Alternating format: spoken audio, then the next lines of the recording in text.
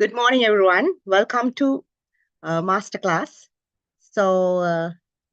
I'm just waiting for others to log in. We will start like another 2 minutes of time. So let others to join, and also you can invite anyone who is interested in entrepreneurship startups. So you can invite, sharing our Zoom link or maybe our YouTube live link. So uh, stay connected, and I wish everyone a very happy morning, and also you will get the maximum benefit of this knowledge base. So we'll wait another 2 minutes to start. So stay connected. Thank you.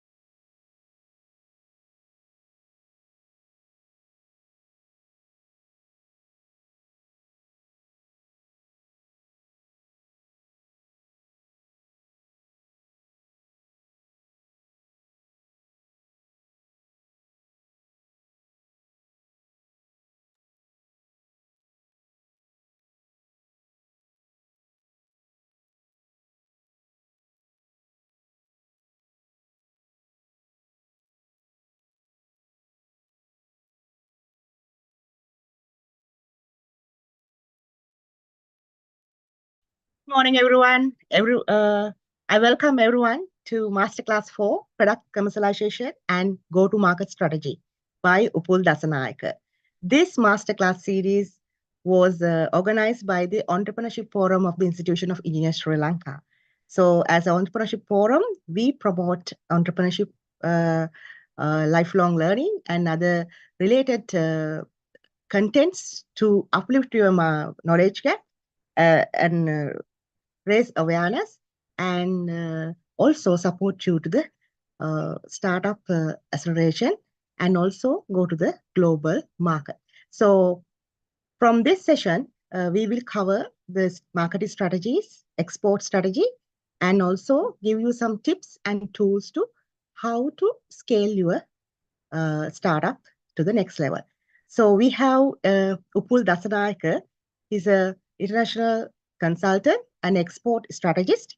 So he will guide you throughout this session and give you the knowledge to uplift your entrepreneurial career and startups to scale to the next level. So I will officially hand over the session to Upul Dasanayake. At the meantime, I wanted you to share this, because if you have any question after each content subtopic, so you can have a Q&A. So on that time, you can raise your hand and you can ask the questions. And if you are online through YouTube Live, so you can type the question there. So we have a moderator. We will give the chance to answer your questions as well. So if you are interactive with the Zoom platform, so you can directly raise your hand, and after each section, you can ask the question and get the clarification. So I think it will be more useful if you mute your mics, and also if you can open your video and you can share whatever the things, and you can live participate actively in the Zoom platform, it's okay. But make sure you mute the mic unless if there's no any questions or any Q&A session happening. So I will officially hand over these sessions to Upul Dasanayake. We are really thankful and grateful for your presence today, Upul. So it's over to you. You can continue, and you can also give yourself introduction and continue this. Thank you.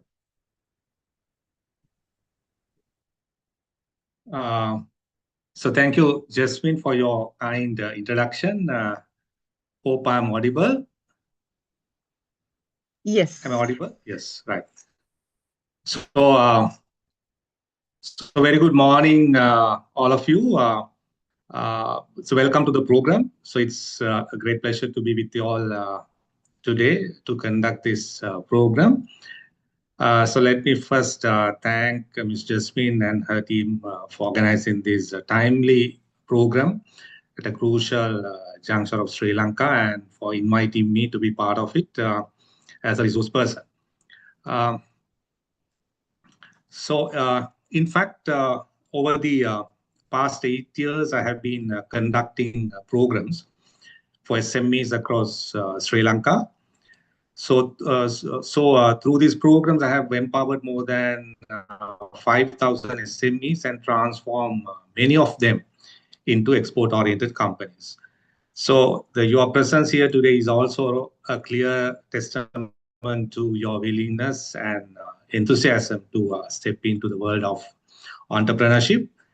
And the other remarkable thing is, I mean, seeing engineers take that bold leap into becoming entrepreneurs. So which is really a great view, because we need the more entrepreneurs like you all to take this country to the next level and bring much needed dollars into the country. So what we normally see is that engineers, after completing their degrees and other professional qualifications, so they start looking for jobs. So what we see here is completely different. So we all should be, grateful to Jasmine and her team for this great initiative for transforming engineers into entrepreneurs. Right. So let me first give you a brief introduction about me. And for that, let me share the screen first.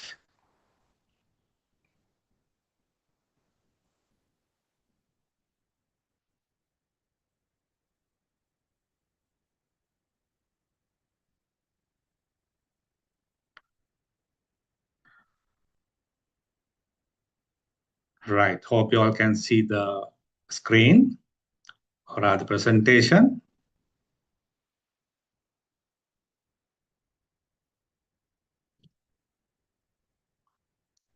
Right. So I'm an ME transformation expert, an international trade specialist, and I have over 25 years of corporate experience across marketing and finance, information technology, education and training, FMCG, and international trade. And I have worked with all these institutions for various projects. And then of course, with my 25 years of corporate experience and the knowledge and the exposure that I got working with these institutions, of course, I was able to come up with a unique, proven, and the result-oriented model called BTEXA model. So that is business transformation and export acceleration model, which I personally introduced to the market or to the country. So through that model, of course, I have transformed many SMEs into export-oriented companies. So that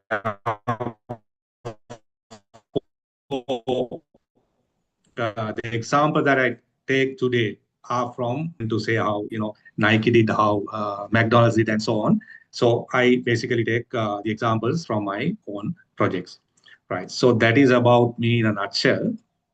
Okay, now before we move on, of course, I would like to know, what your business and the products that you all offer, and why you made this decision, that is to get into this entrepreneurial stream, right, rather than just doing your engineering, getting involved in your engineering profession, right? So I may not be able to speak to each and everyone, so I'll randomly select one or two and ask what your products are and what are the countries that you're targeting, and so on and so forth. Right. Let me start with uh,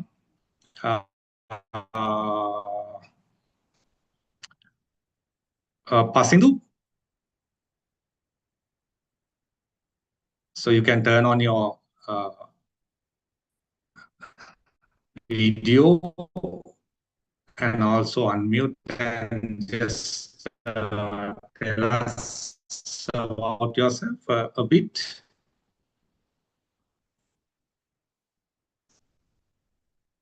Just to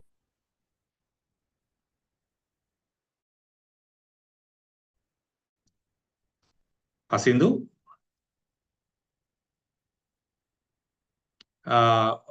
Right. What about Piumi? Piumi Piatissa?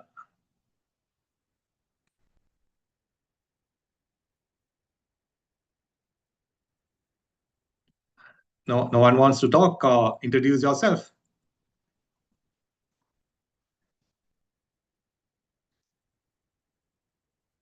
Shamila Fernando.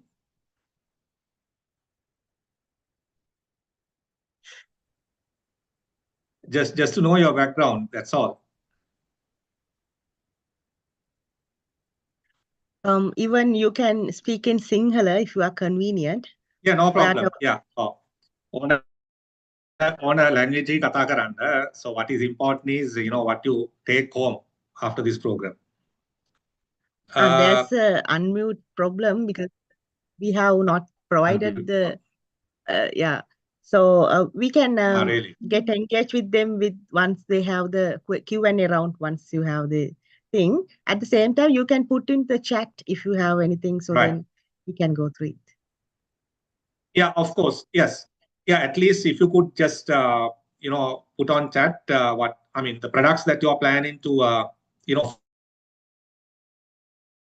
offer.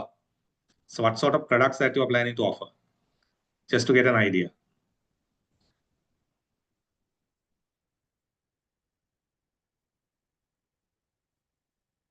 So you can just type it on chat.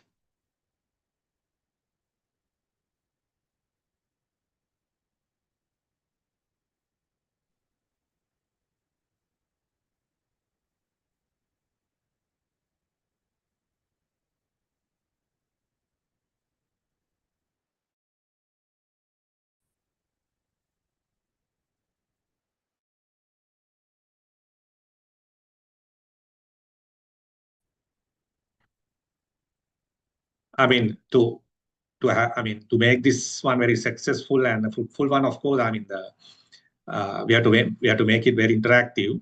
So right, construction material, right? Okay. So engineer Himal, right? So he's basically into construction materials, right? What about others? It may be a concept, right? I mean, සමහරලාට ඔය කට්ටිය තාම මේ product එක decide කරලා නැතුව ඇති.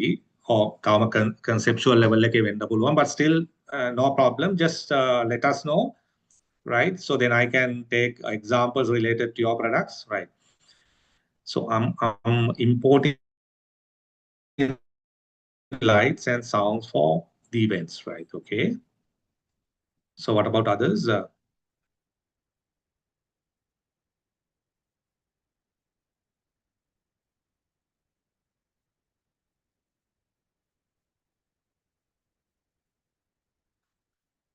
Right. Anyone who's basically offering products other than products related to engineering or construction, any agricultural based products, කවුරු හරි agricultural නැත්නම් food items ඒ පැත්තේ මොනවා හරි කරනවද?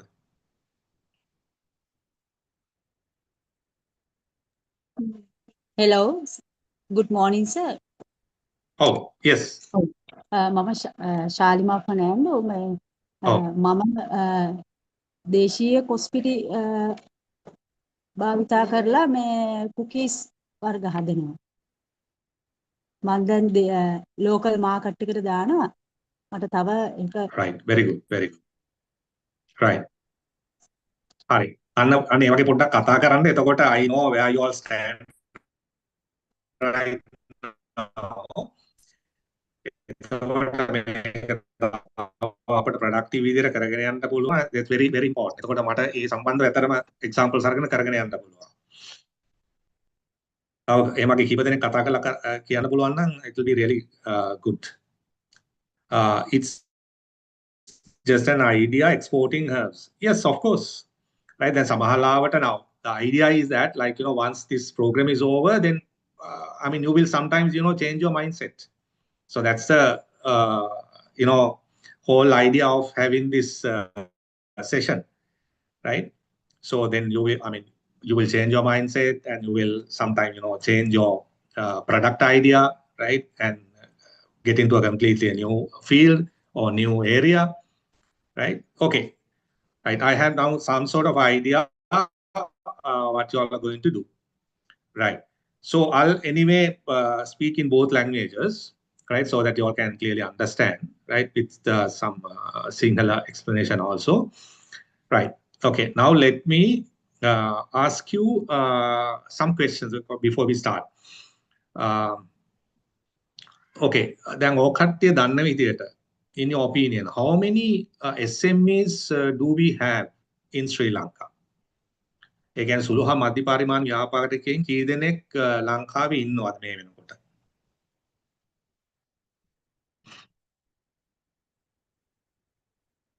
You can even speak or you can even put it on chat. Guess කරන්න බලන්න. දැන් ඔය ඔක්කොම ඔකට්ටියව වැටෙන්නේ ඒ ගණේට. If you have registered a company, right? You all fall into that category, MESME, micro SME or SME level. Right? නිකන් කී දෙනෙක් ඉන්නවා කියලා හිතනවද?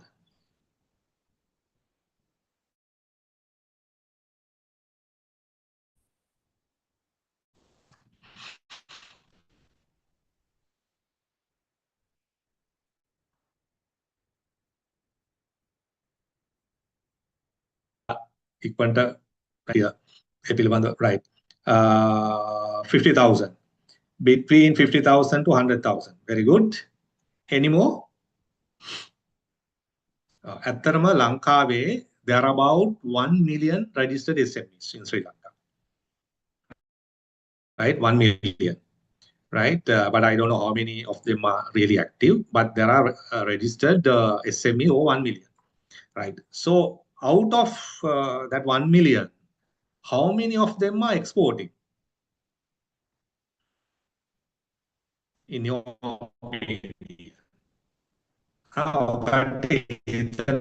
විදියට ඒ 1 million වලින් export කරනවා ඇත.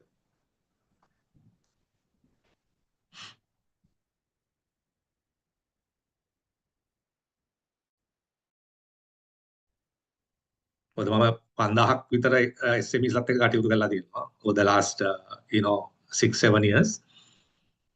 So I know their mindset, what they are doing, right, and their challenges and all. So then ඔකට්ටියත් A level එකට ඒ කියන්නේ ගණේට වැටෙන්නේ. එතකොට what we need to look at is okay whether you also face the same set of challenges, right? එතකොට හිතන විදියට දැන් ඔය ලක්ෂ 10න් කී දෙනෙක් විතර export කරනවද?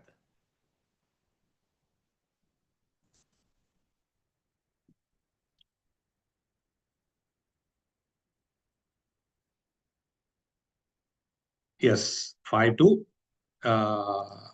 10%. Right. නෑ ඇත්තටම 5% විතර ඉන්නවා නම් that is really great. But unfortunately we don't have 5%. Right? So we have not even 1%. ඇත්තටම අපේ ඉන්නේ 5000ක් විතර. Right? But I don't know really how many of them are active. But there are about 5,000. I don't have the exact numbers. Right? But it's around 5,000. One as a percentage, of course, it's not even 1%. Countries around us or regional countries, of course, we are, the long way to go, right? So that so it's not a very satisfactory number, right? So for us to get out of this crisis, of course, we need more and more exporters. Right, but unfortunately, still that number remains very low. So that is about 5,000. So ඒක තමයි දැන් අපි increase කරගන්න ඕනේ. Right? So ඒ නිසා තමයි අත්‍තරම මේ වගේ sessions organize කරලා we encourage you all to get into the export market. හරි. එතකොට now ඔකට්ටිය හිතන විදිහට ඇයි මේ number එක very low? Then so we have around 1 million SMEs, but out of 1 million, only 5,000 are exporting. So my question is this particular number remains.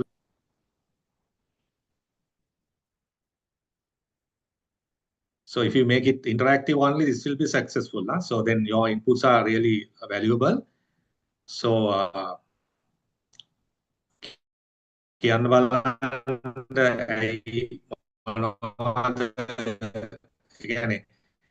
ඇයි මේක low ඒ කියන්නේ මොනවද challenges තියෙන්නේ ඇයි මිනිස්සුන්ට export market as I said earlier so I have worked with over 5,000 SMEs in Sri Lanka so they have various problems right my target only local market and knowledge gap of exporting of course so that is one of the major problems knowledge gap technical barriers less experience yes right ඒ කියන්නේ ප්‍රධානම දේ තමයි මේ knowledge gap එක right the knowledge gap in terms of different markets market insights and the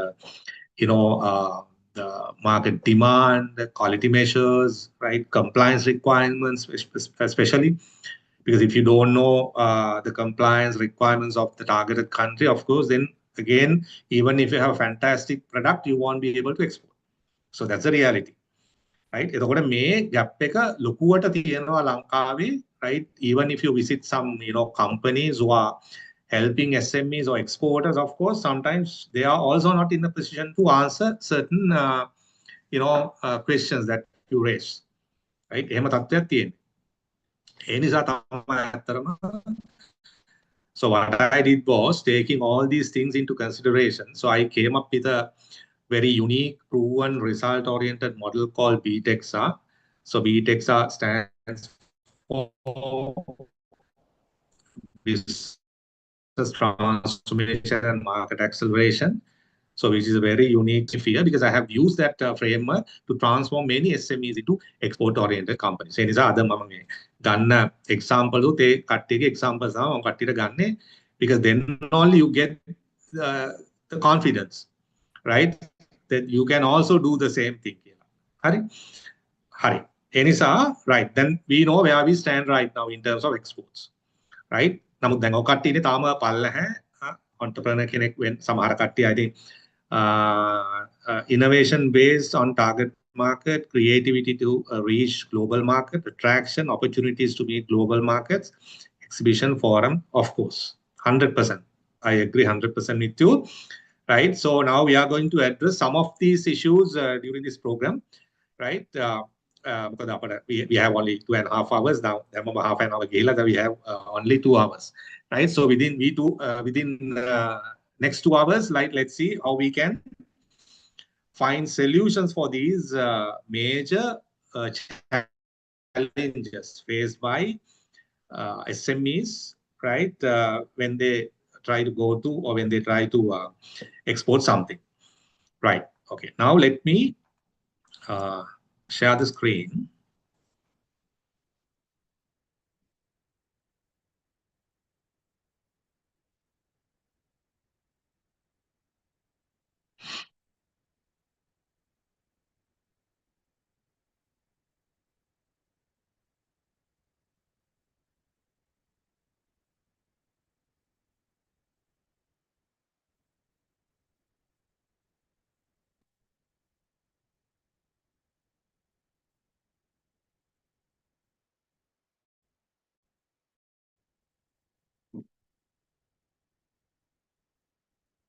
Right. Okay.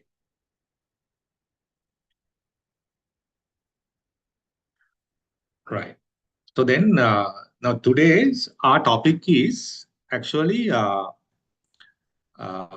product commercialization. Right. So අපි බැලුවොත් මොකක්ද මේ product commercialization කියන්නේ? So you have any idea?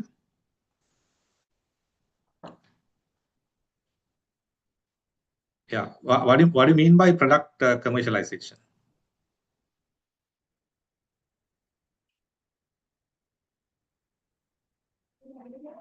Actually, it's getting the market. Yes. Or in other words, what you can say is, අපි කොහොමද like how do you transform your business from concept level to a market launch level? හරිනේ.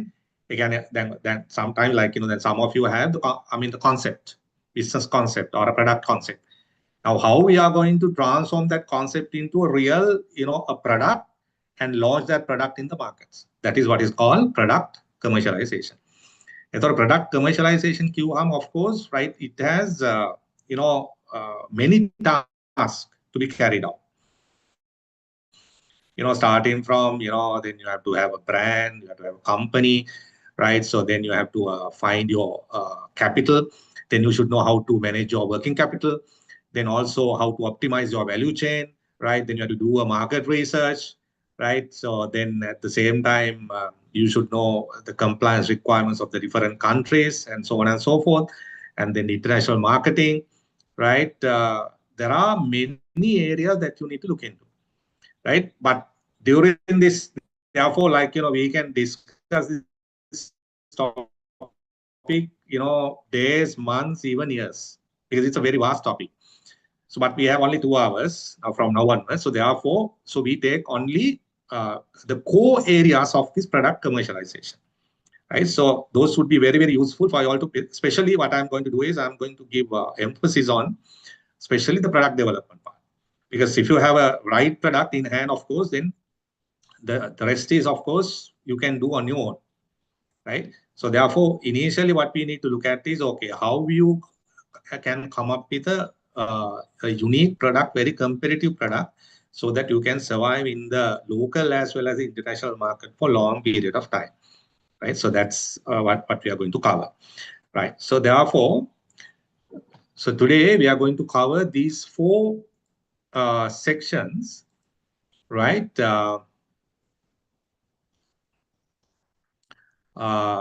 Right, product development, competitor analysis, the product market matrix, and the product positioning, right? So, and the out of these four, of course, the most important one is the product development part, right? So that is like, how you transform your idea into a market ready, a niche product. Okay, right. Now today, what I have seen is that, like, when I talk to SMEs, different types of SMEs, right, of different sectors. Of course, they have different types of ideas, but most of them are try to get into the bulk market, right? They find something, packet it, and then they start finding buyers. This is the common sort of a trend in the market, right? So, but what I'm going to tell you is a completely different thing, right? Now, when I now since I deal with thousands of SMEs, like the most frequent statement that I often hear when I first meet them is that, "Sir, I have the best product, right? But I can't find a buyer." ඕක තමා මම 100කට කතා කරොත් 99කින් ඇහෙන statement එක තමා. That's what I said, that's the most frequent statement that I often hear when I first meet a SME. Sir, මගේ තමා හොඳම product එක තියෙන්නේ. I have the best product but I can't find a buyer. Now if you really analyze this statement, of course, right, it has two elements. හරිද? මේ statement එක හරියට අපි බැලුවොත් elements දෙකක් තියෙනවා. පළවෙනි element එක තමා, right, best product කියන එක. අනිත් එක තමයි buyer කියන එක. හරි, දැන් මම මේ පෙන්වන්න යන්නේ අපේ තියෙන අපි කියන්නේ මොකද්ද? The I would say the biggest myths in exports, right? දැන් මම මේ කියන එක, keep that in your mind, right? It's not only applicable to export market, even to the local market. Keep that in your mind. හරි, මම මේ කියන ඒවා දැන් අද මම like explain කරන දේවල්, so you can apply in your organization as it is from today onwards, right? These are not theories, right? These are all practical things which you can apply in your organization as it is from today onward. I mean, today itself. Okay, right. So the may statement එක කිව්වහම දැන් මම if someone comes and says I have the best product, so my reply would be, if you have the best product, better not to export. Then everyone is trying to come up with his best product, but this guy says, right, better not to export. මොකද්ද මේ කියන හරුපේ? Can someone explain what does it mean? දැන් මම හැමෝම බලන්නේ හොඳම product එක කරන්න. දැන් මම කියනවා හොඳම ප්‍රොඩක්ට් එක තියෙනවා නම් එක්ස්පෝර්ට් කරන්න යන්න එපා කියලා. What does it mean? Can someone explain? It should have a market if it's a good product. So no need to Yes. market. Yeah, in a way it's correct. Yes, of course. Yes, good try. Maybe the product is good for us, but we don't know the target audience needs and wants. So exactly. Yeah, of course. Now for you it's the best. Yes, of course. Right now, probably, yeah, today it may be the best product. Right, you do your own research, find out the products of the competitors, and then you understand their gaps and all. Then you come up with much better product than what is there in the market, එතකොට you can say it is the best product. Hey, now you know with this AI and all, like then no sooner you launch your product, of course, what happens is your competitors, they are the people who first come and buy your product. Right? Gannawa, Aragan, what they do is they do their own research and find out what it has, why he's saying this is the best and all these things. And then maybe after a month or two, maybe after a year, so they come up with they do small, maybe small modification to your product, the same product, and come up with a better product than your product. Now, can you say your one is the best one? You can't. Hey, on the product, then you can't say because now your one is no longer best. Right? In the market, there's nothing called the best product. Right? Now you have a product, you can make it good, you can make it better, you can make it even better, but not the best. Best that means you have reached the apex. There's no room for you to further develop. Right? If someone introduces a product much better than your one, of course, then you don't have room to develop further. Then your journey ends. Am I right or wrong? I'm හරිද වැරදිද?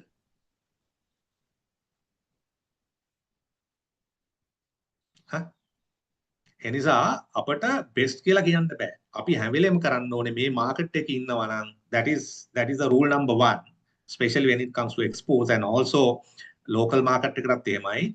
Right? You have to keep on developing new products, or you have to come up with new innovations, right? Innovative products. So then only you can survive in this market.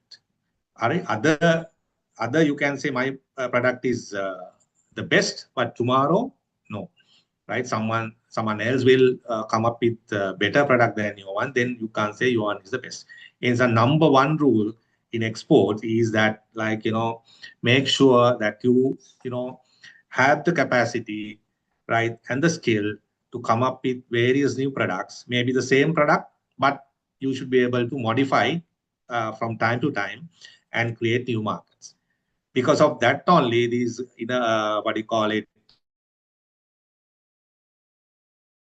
value additions, diversifications, these concepts came into existence mainly because of this reason, right? Then අපි ගැන කතා කරනවා in a little while, right? Okay. And the other thing is that, okay, then මම අර statement එක කියවනේ, so I have the best product but I can't find a buyer. Now you know about the product. Now next element is in that statement is a buyer, right? The buyer එතකොට ඔක්කොම හිතන්නේ now when it comes to export market, everyone thinks that, okay, moment you find a buyer, everything else fall in line. ඒ අනිත් ඒවා කිසි ප්‍රශ්නයක් වෙන්නේ නැහැ. buyer හොයපු ගමන් ඔක්කොම ටික අනිත් එක හරි. මේ කාරණා දෙක තමයි I would say the biggest myths in exports. හරි. ලොකුම මොනවද කියන්නේ? අපි කියන්නේ myths කියන්නේ මේ වැරදි වැටහීම තමයි මේ ලොකුම මෙන්න මේ දෙක. හරිද? Then if you take these exports, when it comes to export, it's a journey actually. There are a number of processes, right? Finding buyer is just one element of this whole process. There are so many other things that you need to do. එතකොට අපි කට්ටිය හිතන්නේ මේ buyer කෙනෙක් හෙව්ව ගමන් ඔක්කොම හරි හෙට ඉඳලා export කරන්න පුළුවන් කියලා. No, that's not the case, right? So therefore keep that in your mind, right? When it comes to product, make sure that you have a very innovative, right, unique product, but at the same time, right, keep that in your mind, right? There may be better products in the future. So therefore, you should be ready to face that challenge, right? Then you should have the capacity and the skills, especially innovative skills to, when a new product comes, better product comes into the market, so then you should be able to introduce a much better products than what is there in the market, right? So, and at the same time, අපි buyer කෙනෙක් හොයනකොට මේ buyer හෙව්ව ගමන් අපිට ඔක්කොම හරියන්නේ නැහැ. There are so many other things that you need to look into. හරි. දැන් අපි පටන් ගන්නවා so product development part එක. Right. Okay. Then අපි ගොඩාක් කට්ටිය හිතන්නේ most of our SMEs think that, like, you know, most challenging part is finding the buyer. Again, local market එකේ වගේම export market එකේ. Export market එකේ අපි mainly what we look at is to find the B2B buyer. අපි buyers ಜಾති දෙකක් ඉන්නවනේ. I'm sure that you ඒ කියන්නේ B2C කියන්නේ කෙලින්ම අපි යනවා right? That B2B buyer is not the end customer of your product or of you. So what they do is repurchase, right? They purchase from you and resell to the end customer. So he is in the middle, right? එතකොට අපි ගොඩක් වෙලාවට when it comes to exports, you start finding B2B buyer. එතකොට මොකද කරන්නේ? අපි product එක හදපු ගමන් then you start finding buyers. ඒ අතරේ there are so many other things that you need to business to business customer, business to, yes, of course, yes, correct. Right? අපි කරන්නේ මොකද? ඊට පස්සේ product එක අතර ගත්ත ගමන් buyer ගේ පස්සෙන් පන්නන්න පටන් ගන්නවා. So let me take an example and explain. දැන් මම ඒක හැම වෙලේම this is how I explain that one, right? So if you chase buyers, of course, right?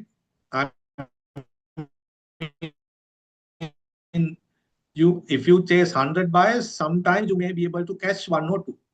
All other, you know, 98 or 97, I mean, you may not be able to catch them, right? It's something like this.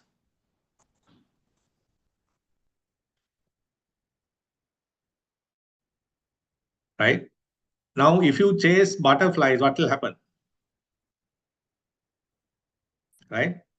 If you chase butterflies, what will happen?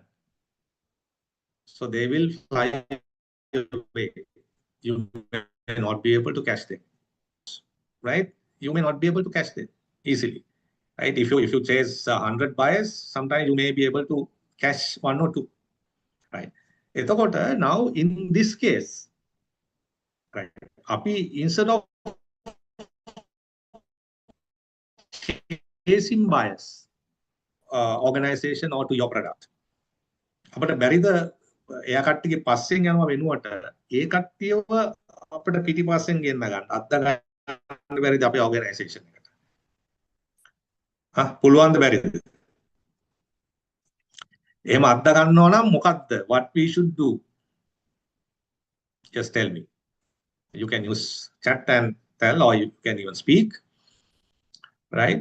In order to attract them, what you should do rather than chasing them. Or the chase කරන්න පටන් ගත්තොත් you don't know where you will end up. Sometimes, like, you know, you may be able to catch some, sometimes not at all. But instead of chasing them, can't you attract them to your product or your organization? කොහොමද attract කරගන්නේ? අපි කියමු product එකට කියලා. So how do you attract them to your product? Yes.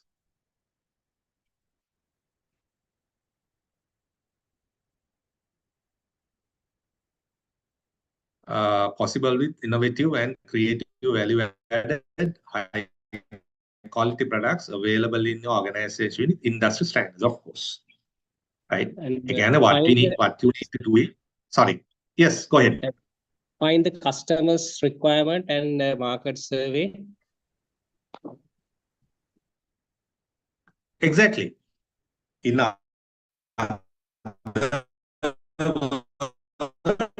you offer a value or you create a value, right, to your targeted what their requirements are, right? Rather than chasing them, then you understand their requirements and then make the products accordingly. හරි දැන් අපි ඊටත් වැඩිය තව එහා level එකට ගිහලා කතා කරන්න හදන්නේ, right? So we are going to go beyond that, even beyond that, and you know, create completely different. We should understand what the customer's pain points and our services. Yes, enable customer centric innovation and product development, customized personalized product development, of course. That is exactly what we need to do. Right, very good. So I'm really happy that you all are very interactive. So that's what I want, right? So, right, keep doing this so then we can have a very fruitful session. Yes, any more? Excuse me. And also need to do the change the product with the time to time with the survey. Exactly. Yeah, that is what I just said. Right, you can't stick to one product, or you can't say, oh, that's what I said. I mean, you can't say best always. My one is the best, right?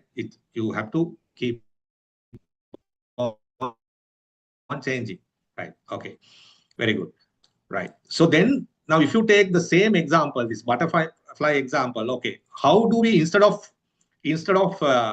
chasing them, how do you attract them?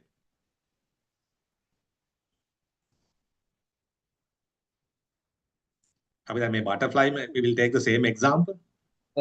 There was artificial butterfly, make a butterfly, and that and actually then attract the other butterflies. Yeah, that is one way, but easiest way? We can have a garden so that Exactly. Exactly. This is what you can do, right? Have a garden, flower garden. So then they automatically will come. So you create a value for them. So then they will come to you, right? This is what you need to do actually, right? When it comes to products, right? Very good. Okay. Then now we are going to start the first topic. That is a product development. Right. So particular section, of course, now you have to be familiar with some technical terms, right?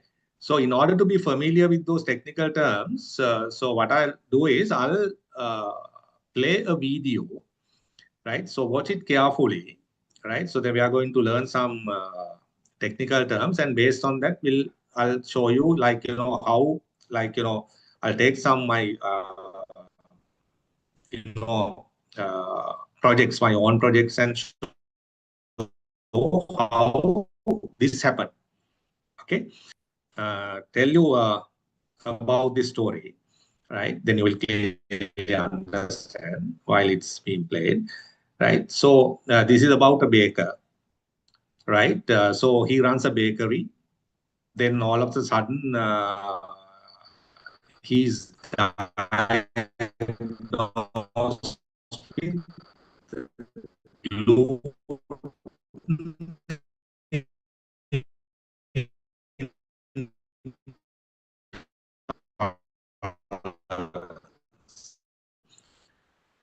who are suffering from this gluten intolerance, right? So those who having or those who are suffering from gluten intolerance are unable to eat any food item made with wheat flour.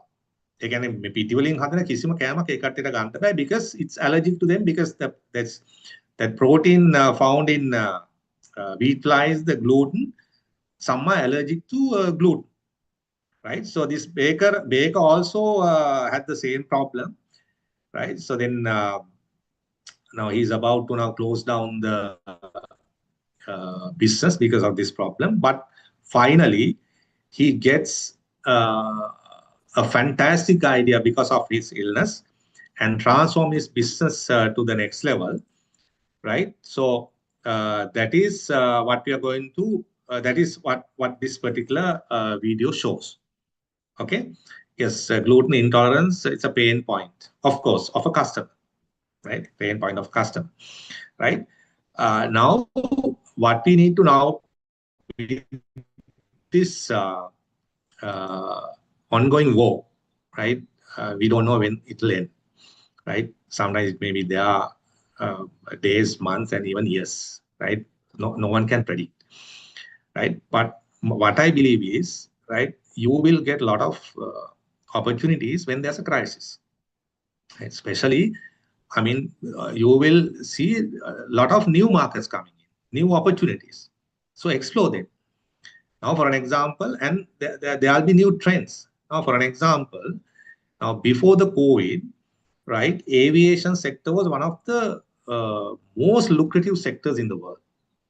But with COVID, what happened?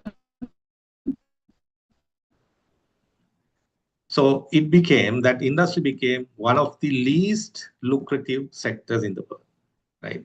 So likewise with this war, right, this can happen for some industries. And at the same time, new opportunities will arise. So keep an eye, right? So based on that, you can introduce some products, new products, unique products to the new markets which are coming in because of this war, right? Okay, now let's watch this video.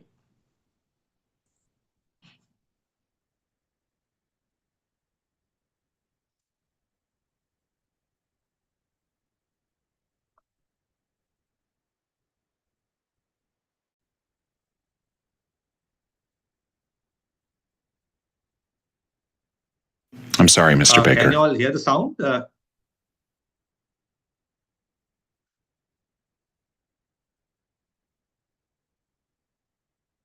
I'm sorry, Mr. Baker.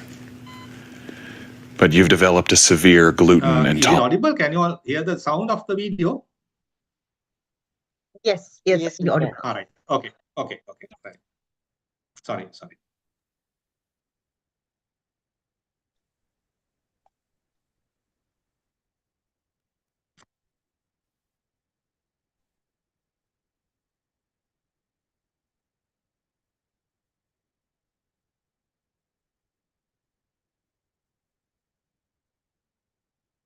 I'm sorry, Mr. Baker. But you've developed a severe gluten intolerance.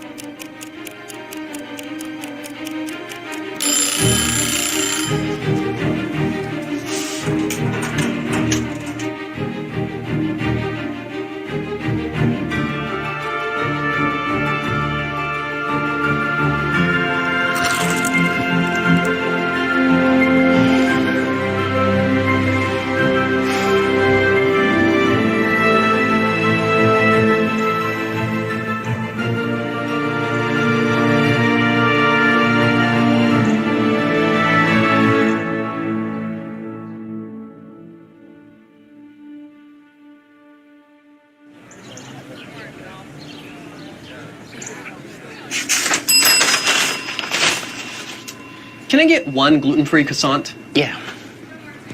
Wait, does that have butter in it? Yes. You wouldn't happen to have any without butter, like a butter substitute? Like olive oil or canola oil? Coconut oil? Grapeseed oil? I mean, any oils at all? I gotta return this croissant. Return a croissant? There's no nuts. I took a bite. No nuts on the inside. No almonds. No cashews. There's no peanuts in there. There's no walnuts. I expected nuts. I'm allergic to nuts. I'm also allergic to eggs, milk, butter, sugar, soy. I'm not allergic to nuts. She has a lot. I'm not allergic to anything. I just want no nuts. Nuts. Too many nuts. Too many nuts back there. Is there nuts in that thing? Is there nuts in that thing over there?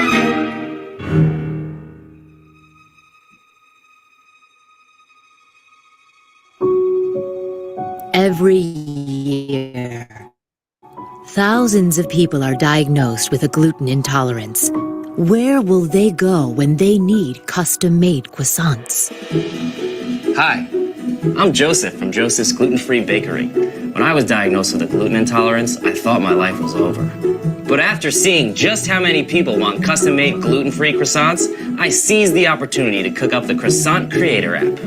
The Croissant Creator app. With over 3 billion combinations, the Croissant Creator app allows you to build your croissant any way you like it and have it delivered fresh to your door. Or come on down to the store and ask for Joseph. I'll make it for you myself. He will make it himself. Joseph.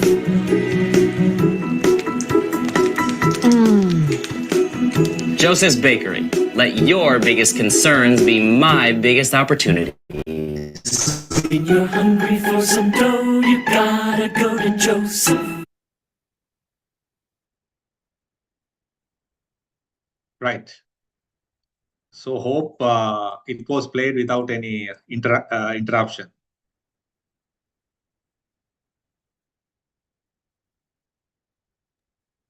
It was lagging with the connection, but but we were able to catch up the main points. Main points, right? Right. Okay. What about others? You had the same problem.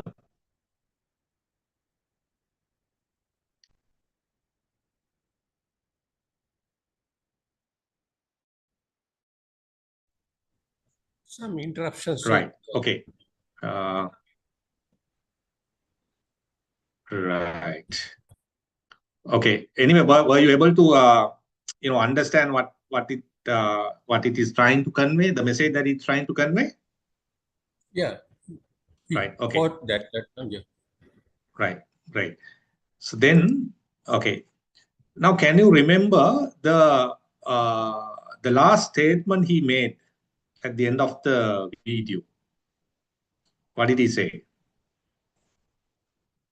Video එක අන්තිම වෙලාවේ මොකක්ද යා කිව්වේ ඉවරනකොට?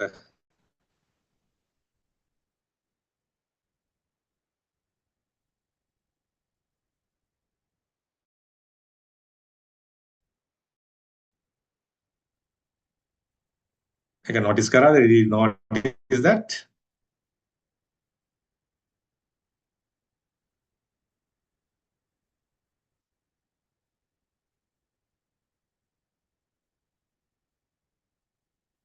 අන්තිමට video ඉවරනකොට මොකක්ද යා කිව්වේ? ඒක දැක්කේ නැද්ද නැත්නම් ඒක lag වුණාද? Cannot remember. So my biggest, yes, sorry. Cannot remember. Yeah. Right. What he said was, yes, what he said was, right, your biggest problem or your biggest concern is my biggest opportunity. In other words, right, your biggest problem is my biggest opportunity. Right. So this is exactly what we need to sort of do. Right. Again, you have to, as you all said earlier, right, understand the pain points of the market, of the customers. So always, right, try to introduce or offer a solution for an existing problem in the market, right? That is actually what he did, right? So now what can you say about now? Okay, if you now, I mean, this product development is completely based on this video. Now let me know, okay, in your opinion, what's the market? What can you say about the market of this video?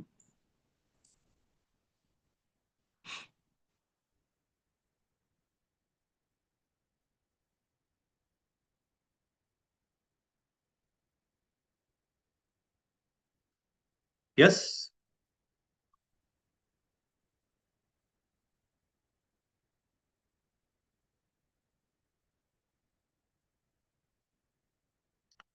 What can you say about the market? It was unidentified before he figured out that he has the issue. Exactly, right? So it's not something new, right? It was there, but no one had, what's the right word for that? But no one had Identified it. Tapped that market, right? Exactly. So we call them untapped markets, right? The market exists, but you don't identify or you haven't tapped that market earlier, right? But at the same time, what you can do is sometimes, you don't find any demand for that product. But what you do is you create a demand. So both, right? It can happen in both ways. One is, there's a market, right? The market exists, but you don't identify. But later you identify and come up with a product and cater to that particular market segment. The other way is, right, there's no demand. Sometimes they have not even seen that product, or you haven't even, you don't know where there's a market segment like this. Even if there's a market segment, they don't have, there's no demand for that product.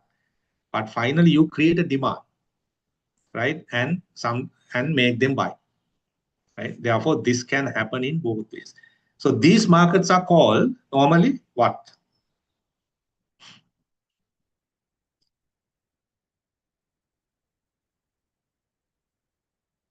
Right?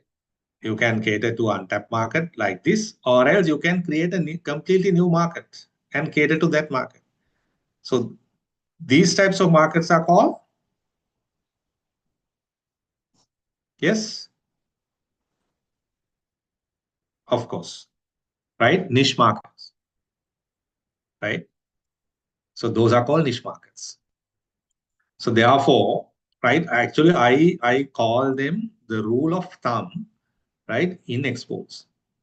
Right? If you want to survive in the export market, right, that is what I said earlier, because most of our SMEs, right, so they try to get to the bulk market, right? But danger or the risk is, right, sometimes, there are some people, like, they are doing really well in the bulk market, right? They supply, sometimes they send 3-4 containers a month to various countries, and they are doing really well.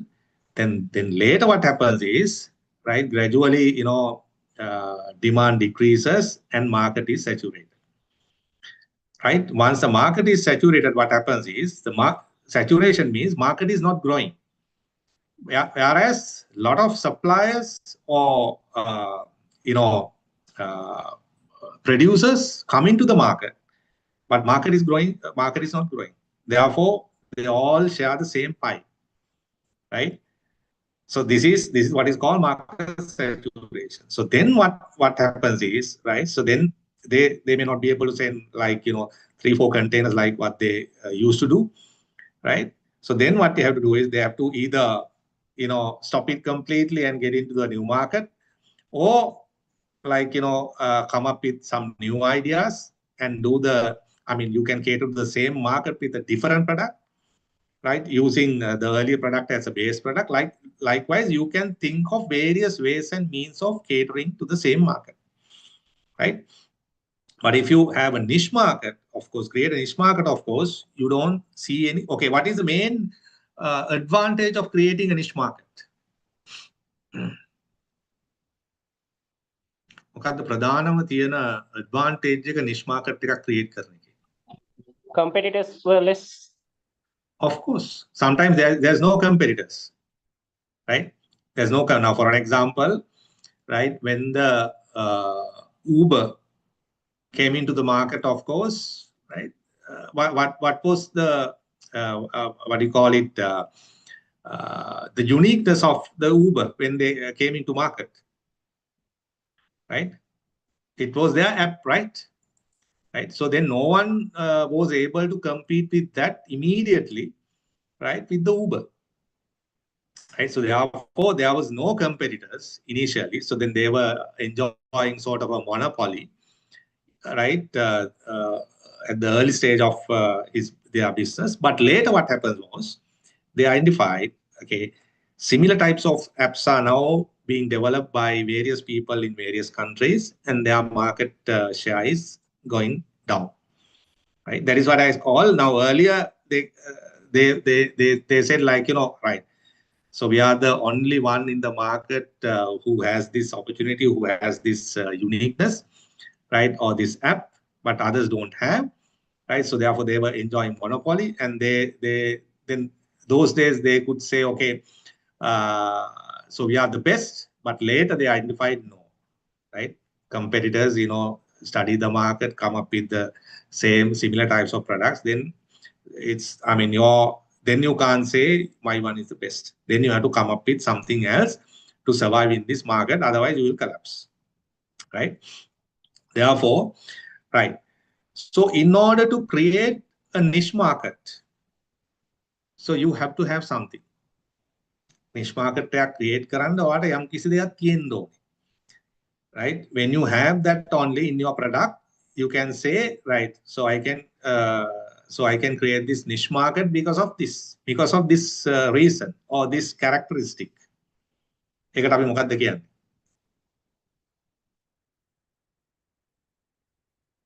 Niche market තියෙන්න, there has to be some sort of a uniqueness in your product. Innovation. So that's innovation. Yeah, that's innovation. But what's the right term?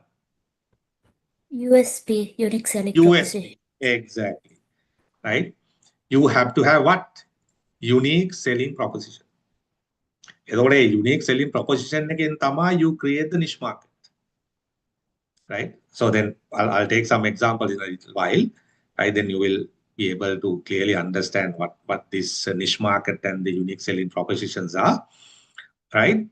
So now, according to this particular example or a video, what is the niche market that he created? And who were there in that niche market?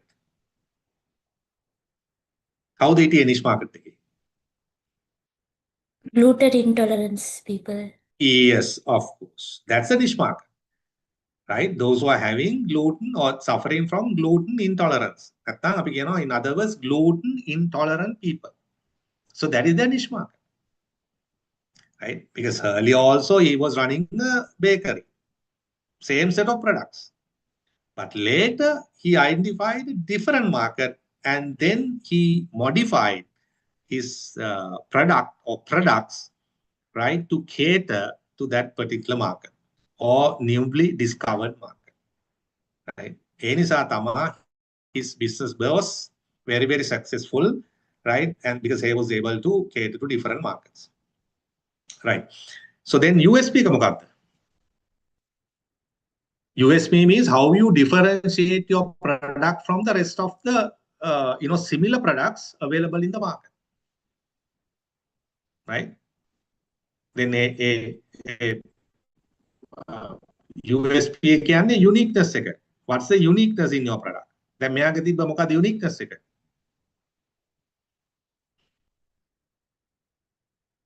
So what was his product's uniqueness?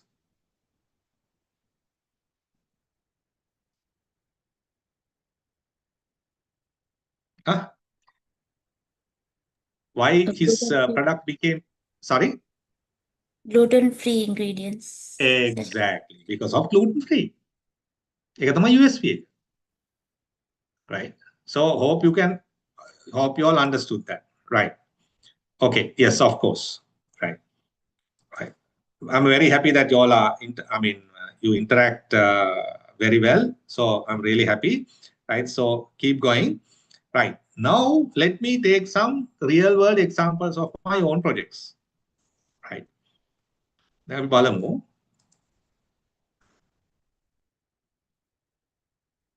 Right. Now, we all know what vanilla is. අපි හැමෝම දන්නවා vanilla. It's not something new to us. Right. Okay. What can we do with vanilla? What is the use of vanilla? ඇයි අපි vanilla use කරන්නේ? What is the use of vanilla? Makes smell and the in a food the taste. Yes. So as one of the ingredients, or otherwise, or else we use it as a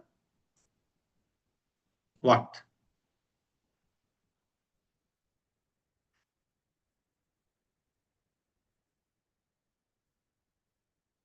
As a flavor, yes.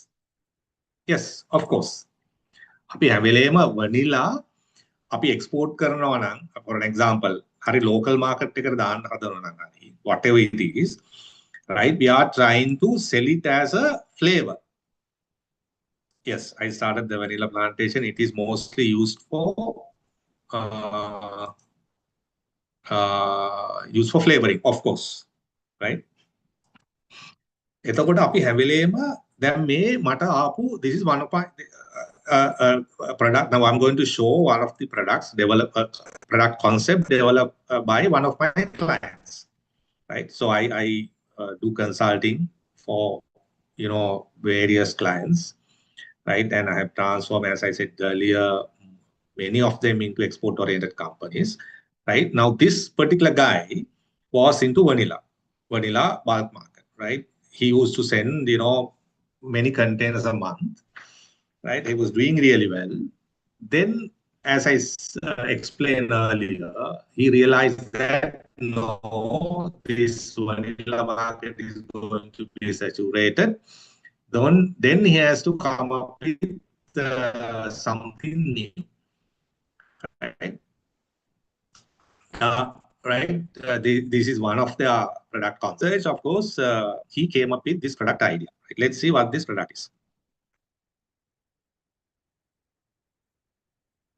So what is it? Right? Vanilla tattoo wash. Sometimes you might laugh. What the hell is this? What you all can do with this tattoo wash, vanilla, right? But this is another, I would say, niche product or a niche market that is going to cater. Right now, his market was USA. Right. Now, what we have to look at is actually now I'm not going to cover the market research part over here, right? It's a very lengthy subject. Only he came up with this idea, right? And his market was USA. Now just Google, you take your phone and Google and see how many people or number of people in USA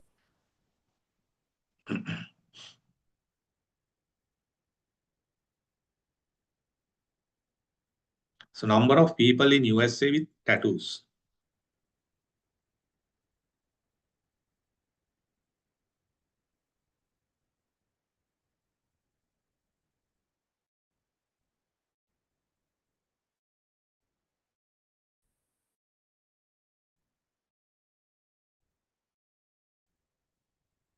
How many?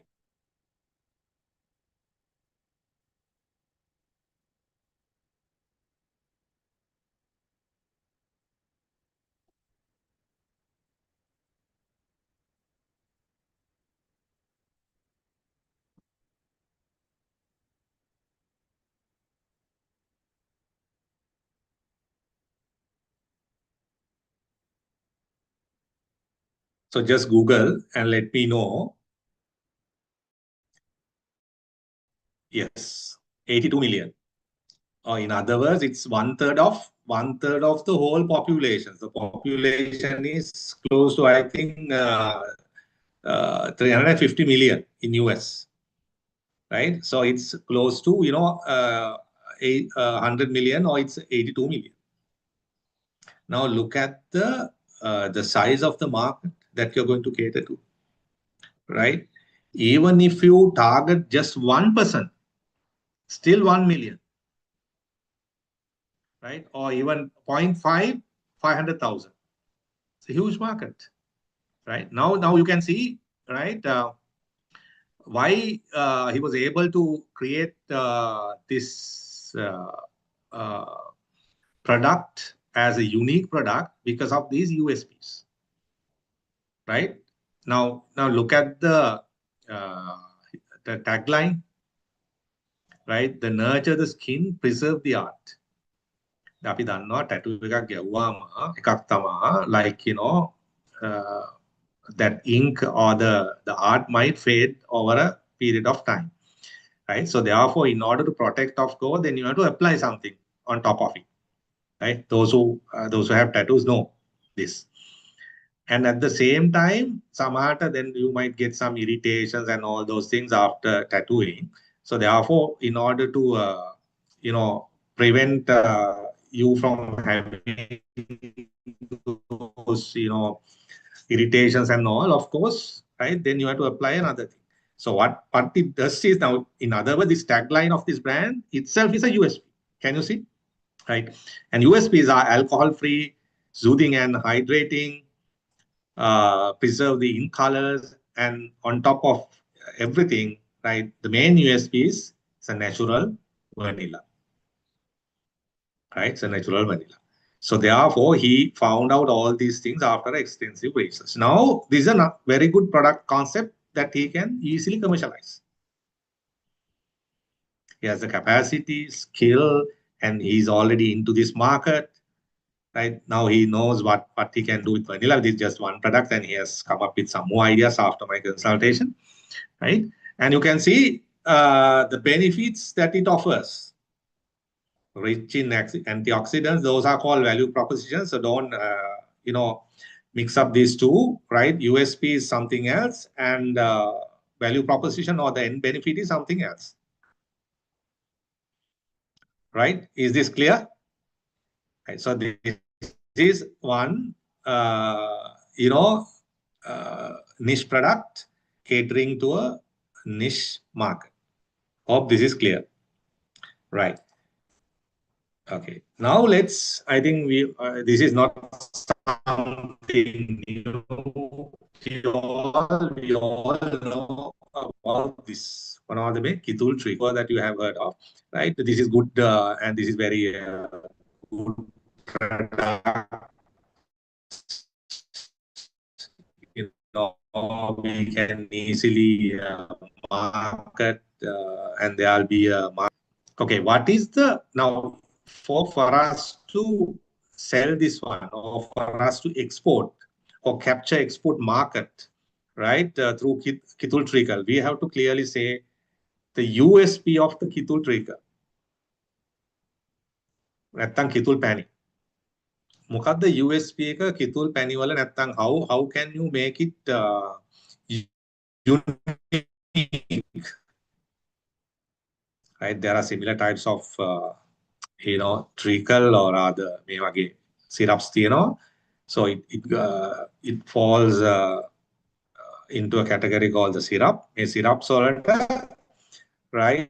There are so many other alternatives in the market. But what we have to say is why our Kitul treacle is unique. Sugar level is low. Treacle unique. Sugar level, glucose level is low compared to other products. How do you justify that? We have to study and do a test and justify it. Yeah, sugar level, right?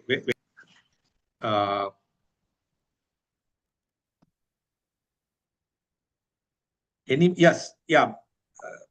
What you're saying is correct, right? But that in Japanese have this the alternative for the glucose. There was the same kind of natural thing. I could remember that product.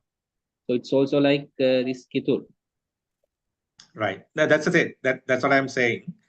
Right now, there are so many alternatives in the market, right? Or rather, substitute, right? Now what we have to say is, I mean, for us to say, right, come and buy our product because our one is unique compared to others, you have to justify. Now, what you are saying is uh, glucose level is low. I mean, there's a small, I would say, a small point that someone can argue, but you have to, yeah, that's a point, but you have to put it in a different way. Right. Okay. It's a plant-based. There are so many other plant-based as well. Yes, you can definitely sell this one as or promote this one as a natural syrup. Right. Then Samanning, what's the use of Kitul treacle? What's the use of Kitul treacle? Then api vanilla gatta wage Kitul මොනවටද ගන්න අපි?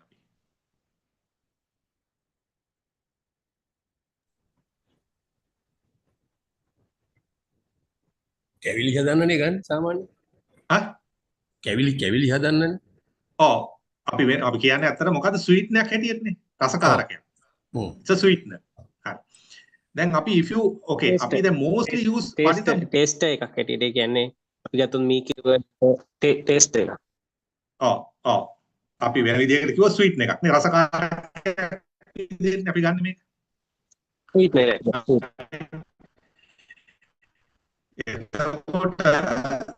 Now there are so many and also this is natural, but there are so many other natural sweeteners in the world. Hari, දැන් අපි sweetener එක විදිහට අපි ගන්නෙ. But there are some other natural. What is the most I would say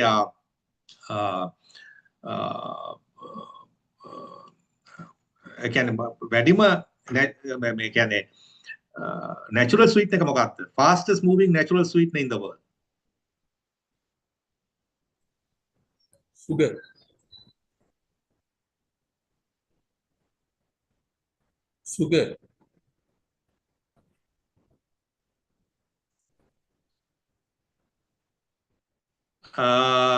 Sugar, yeah. සමහරවිට අපි සීනි හදනකොට මම හිතන්නේ it's not 100% natural නේ. Yes. So it ඒකට chemicals තමයි දානවනේ. So they add so many other things, right, to solidify it, right? But now this comes as a syrup. Then if you take this product as it is, now it comes as a syrup, no, right? What is the other the widely used syrup in the world, natural syrup or natural sweetener in the world? Honey. Maple syrup, right? Maple syrup එක තමයි වැඩිම use වෙන්නේ. Right. Now what we need to look at is then mama අපව කියනවා එක. So now what you can do is you just Google and see, right? Okay, find out, right? We call it, there's an index called glycemic index. Right? Glycemic index. Now just Google and tell me the glycemic index of cane sugar. මොකක්ද glycemic index කියන්නේ? What do you mean by glycemic index? The extent to which your sugar level goes up once you consume something. When you eat something, to what extent your sugar level goes up. Glycemic index. Now Google and let me know, right, what is the glycemic index of cane sugar.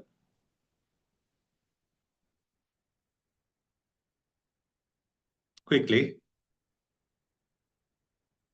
60 to 65, yes, very good. Right. Now, if it is 60 to 65 means sugar level goes up. Again, moment you drink or eat sugar, right? So sugar level goes up. It's between 0 index between 0 to 100. Right. Again, now what we have to look at is whether it's high or low. Now this is high. Okay. Now, as I said earlier, the direct competitor, right? Direct competing product to our Ketul treacle is the maple syrup. Now, just Google and see the glycemic index of maple syrup. Yes, someone has said it's 54. So lower than cane sugar. Then gun the maple syrup of, glycemic index of Ketul treacle. Ketul paniwala ganda.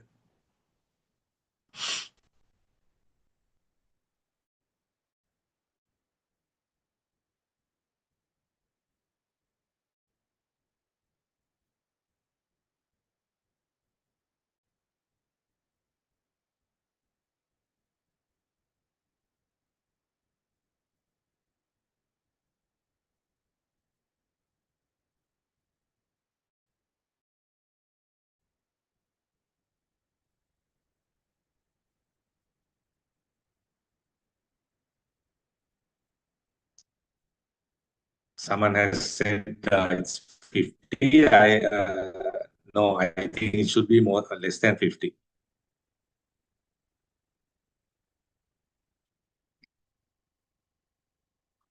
How much?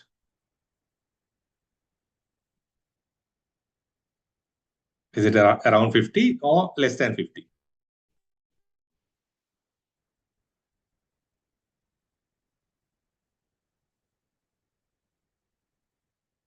As I remember, it's in the range of 35 to 40. Am I right?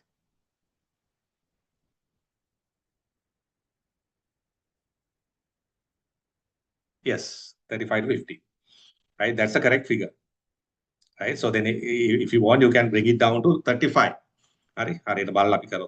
So then, what is the USP of Ketul treacle? What is the USP of glycemic index is very low. So that is a USP. Have you ever seen people, using this index to promote Ketul treacle in the market? Have you ever seen? I haven't seen. Right?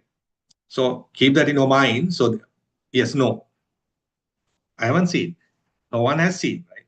Because we don't know, because everyone knows, this is something unique, but you have to justify, you have to say exactly why it is unique. This is the uniqueness, right? So then you can easily get it tested, right? You can give it, take your sample and give it to one of the, testing institutions in Sri Lanka and get it tested. And then you can get the report. Then you can easily claim that, right? This glycemic index is so much. So that is why it is good for, diabetic people. So without any fear, you can use it as a sweetener, or you can eat this one, or use it as a sweetener. Clear? Right. So therefore, there are so many. I take only few examples. Likewise, I have so many. I have helped products, number of unique products, right? And most of them already they are in the export market, right? Okay. Let me take one more example. Is another customer of me. He was into Koya product, Koya industry or Koya sector. Again, he's another person who used to send 3-4 containers a month raw Koya to various countries. Then again, he had a problem later, same problem, right? Then he realized there's a big competition in the market and he may not be able to survive in the future. Then he has to come up with something.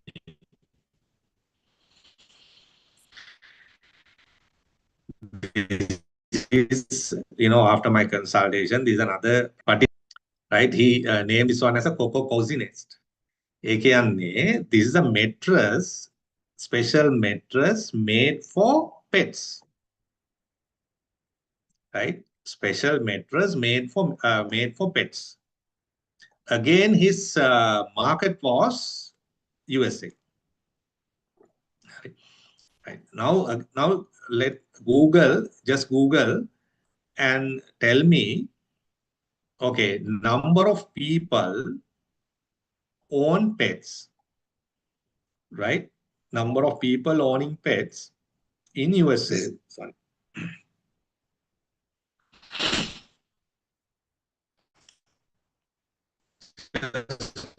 Let me know.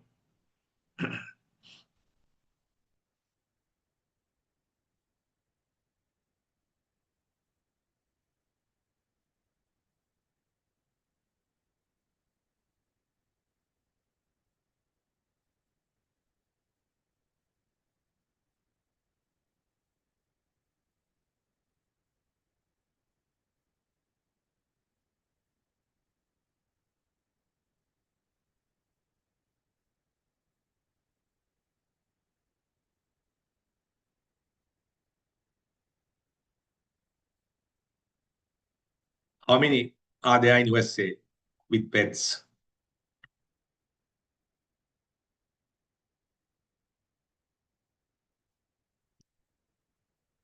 The 68%, right? 68 million. Right? Huge market. See the market size, this is called market size. Right? So this is the scope or the size of the market. Right? And again, yeah, with the total dog population in USA, it's 85 to 90 million. Right? Now let's see why this product is unique. Right? It's another niche product. Right? These are the USPs of this product. Naturally comfortable. Right? The coconut fiber pet bedding offers exceptional comfort for pets due to its soft and supportive texture. So that is one. The other one is environmentally responsible. Right? Or you can even call it sustainable, but for that, I mean, we discuss this point later on, the sustainability. But you can say environmentally responsible because it's, I mean, the main sort of the material is natural car. Right? It's eco-friendly product and superior absorption and pets like but this absorbs moisture and the control odors. The other one is allergen-free and safe and durable and long-lasting and natural insulation. So coconut fiber offers natural insulation, keeping pets warm in colder seasons. So another very good USP, and cool during warmer months. Right now, that is why if you think out of the box, now understand the things that you all can do. Right now, what I always say is, right, we are a blessed country. Right? There are so many products which you can, do or produce with some unique features. Now, see, this car, no one, because everyone, that's the thing. Because what we are used to basically, find something and, put it to a packaging or a pack and then start finding buyers.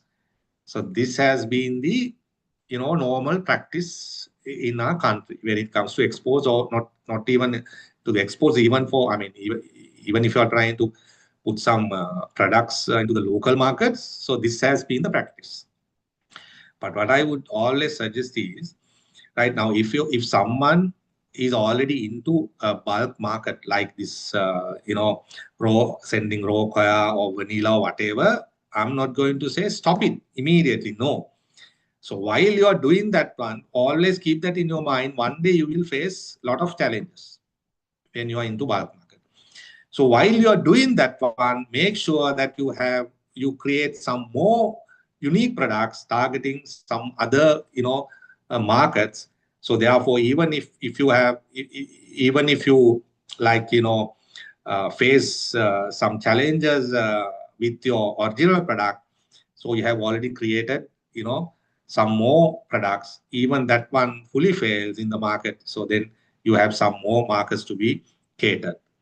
Right? එනිසා ඔයාගේ original product එක සම්පූර්ණයෙන් fail වුණත් මේ වගේ අපි create කරලා තිබ්බොත් niche products for the niche markets, right? You will be successful and you will be safe and you will survive in this market. Right? Right. So this is one. එතකොට right. Okay. Let me show and these are market segments. Then අපි අද කතා කරන්නේ about the market segmentation is a different area. Right, but these are the market segments that he had selected: eco-conscious pet owners with allergic pets, and pet owners seeking premium quality. Right.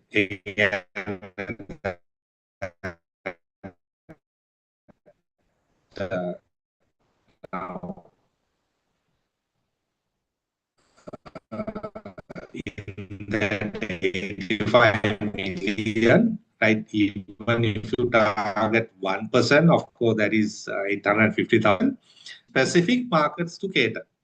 Okay, right.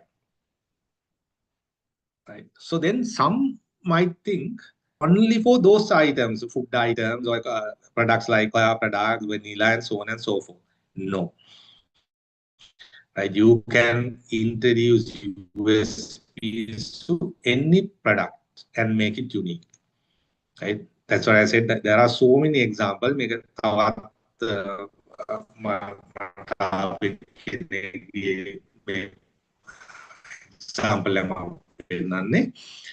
Right.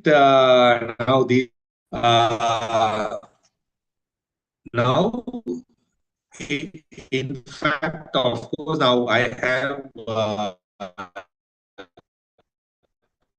trained the senior staff of 7 Sri Lankan banks, including Bank of Ceylon and the People's Bank. So therefore, officers, including branch managers, some AGMs, and so on and so forth. The banks also the same. Right? So therefore, they normally direct customers to me. Right? So this is one of the customers. They directed to me. He's from Kurunegala.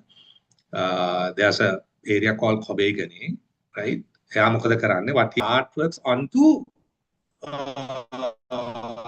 pieces of wood. Right? එයා කරන්නේ මේ ලී වලට මේ ලස්සන මේ ලී වල අඹනවා. Wood carving. Right? So that is his business. So what he did was like he then normally how he sells these products. He lists these products on various online platforms like I asked, okay, whether your products are moving. He said, yes, it's moving, but not up to the expected level. Somehow I can manage with that income, right? But my, I mean, that is about like 20 or 30% of my expectations. But I know that I can earn much more than what I'm earning right now. So therefore, I want to explore new markets. So what I said was, yes, you can explore new markets. At the same time, see whether you can earn more using the same platforms, right? What you need to do is you have to introduce some USPs for your products, right? This is just one idea that I gave him, right? That you take this picture, the first one with this it's another wooden carved artwork. It's a lady, right? Okay. Then අපි ගමු මෙන්න මේ example එක. Let's say now you get to know that there's a art exhibition happening at Art Gallery in Colombo. Now you want to visit this, right? So then you go there, right? So when you enter the art gallery, right, you see a separate section, right, or separate area where you see hundreds of portraits of, various unknown people. හරි ලොකු area එකක් තියෙනවා මේ portraits කියන ලස්සන කට්ටියගේ right paintings කරපු ඉලලා. And now suppose among them there this Mona Lisa's painting is also there among this 100 to 150. Now if that Mona Lisa's painting is there, don't you think that you can easily Mona Lisaගේ පින්තූරේ දැන් අනිත් ඒවා අපි දන්නේ නැහැනේ. Those are unknown people. They are unknown people. Right? But if the Mona Lisa's painting is there, don't you think that you can easily spot it? ඔකට හිතන්නේ නැද්ද Mona Lisaගේ පින්තූරේ තිබ්බොත් එතන ඔයාට ටක් ගාලා මේක හොයන්න පුළුවන් කියලා? Yes or no?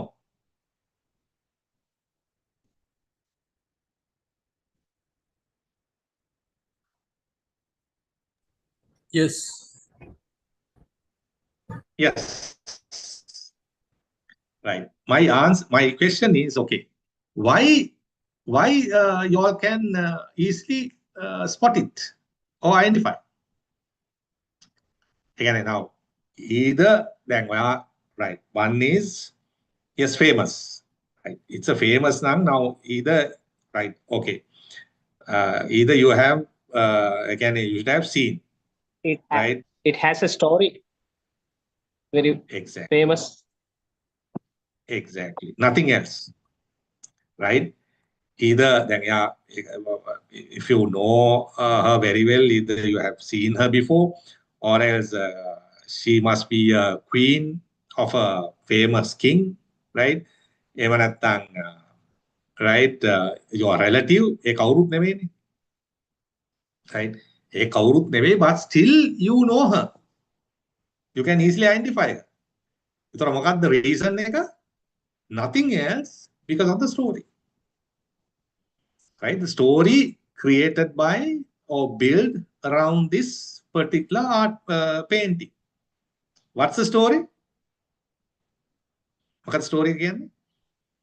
Right? If you keep looking at this painting, right, about 1 or 2 minutes, then you will see different types of emotions of this. And කවුද මේක කියන්නේ? Who says? Who says this? Huh? Painter. Who's the painter? Leonardo da Vinci. He says, if you keep looking at this painting, right, you will see different types of emotions of this painting of this lady. And at the same time, if you move to the right, you will see her eyes will also move to the right. And if you move to the left, her eyes will also move to the left. එහෙම කියනවද නැද්ද? Huh? Am I right or wrong?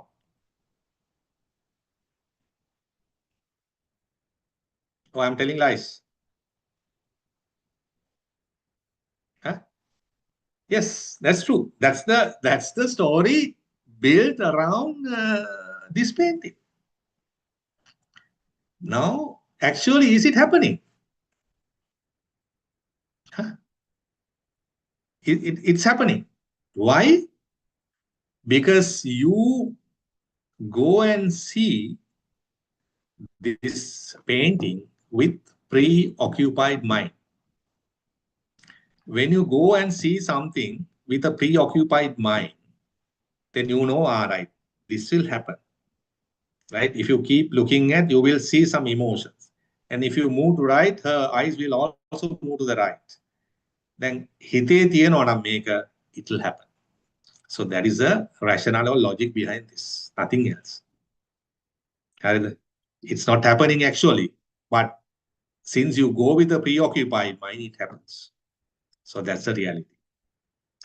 So what I said was, okay, for this guy, So you find a nice picture of a woman like this and say, right, and carve it onto a piece of wood and say, this is Ravana's wife,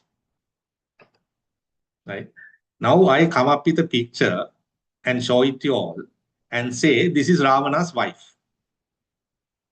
You know who the Ravana is, right? So can you all deny it? Can you say, no, this is not Ravana's wife? Can you say no?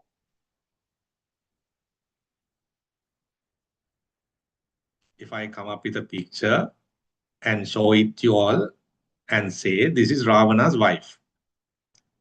Can you all say no?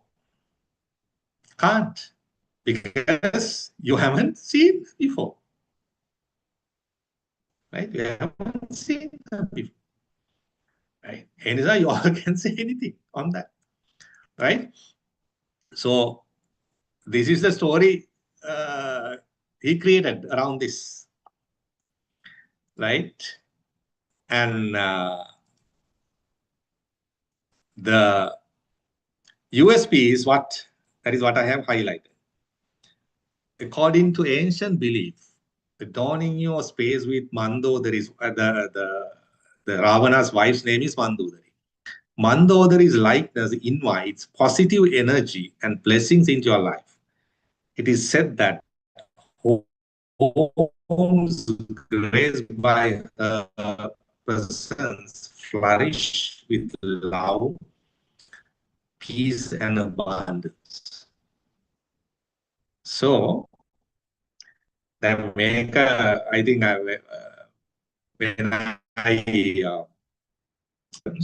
right, some people ask whether, I think you might also have the same this thing in your mind, whether it's ethical or whether it's true, right? If someone says this is not ethical and that's not the market that he's going to get. Again, you don't fall into that market. There are so many people who believe in miracles.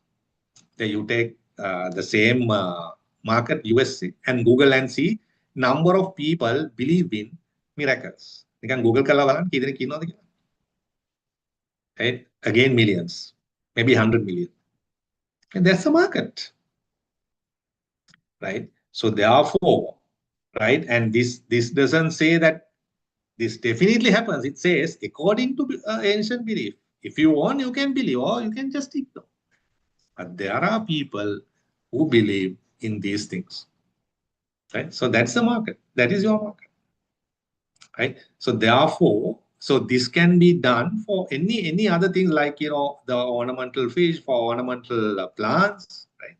So create stories. Create stories. Do your own research. Create stories, and people love to. Then can't we create a story like this with a research and all, and target tourists coming to Sri Lanka? Right? There are so many things that we can sell to tourists because they are coming to, bring something unique and, say something to their friends. Say, I brought this from Sri Lanka. I bought it from Sri Lanka, and this is the story behind this. And, they love to tell. Then මොකද වෙන්නේ? They come and buy some elephants and all. And ඒක යට බැලුවා මොකද තියෙන්නේ? Made in China. Right? Are they coming here to Sri Lanka to buy elephants made in China? Right? So therefore, there are a lot of untapped markets in Sri Lanka. Only thing is you have to think out of the box. The export can not only you send some goods to another country and bring money. No, you can even target tourists. Finally, what you get is dollars. No? Right? So there are so many projects that I handle targeting tourists in Sri Lanka. So I have not put them over here. These are some of my projects, right? Okay. Is that clear? Right. Now, okay. Now this is how you create. Okay. So this is how you should create niche markets and introduce USPs to various products, right?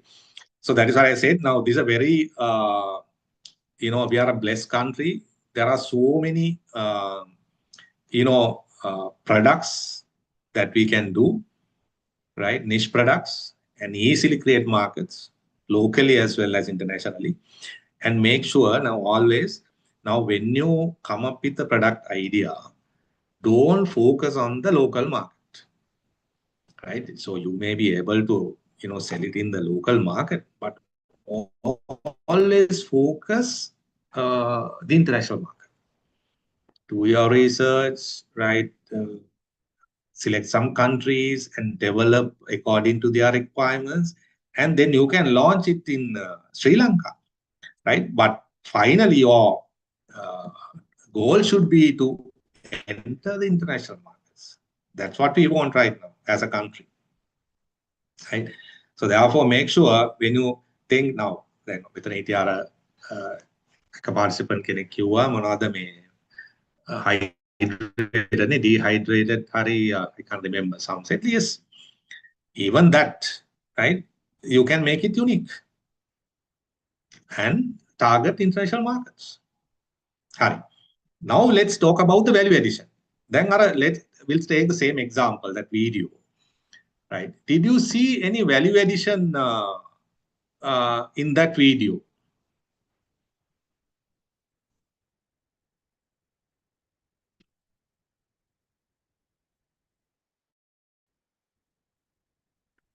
Value addition එකක් දැක්කද video එකේ?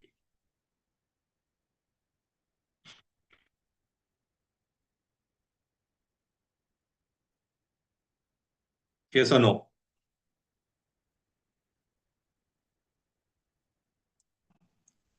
Add value to that product because it was on one product, right? He used to sell that product also, but later he made it unique, right? And started selling. Then while he was selling, he understood or he realized, right, now I was focusing on one market, but in that market, there are so many other market segments having various interests or various requirements.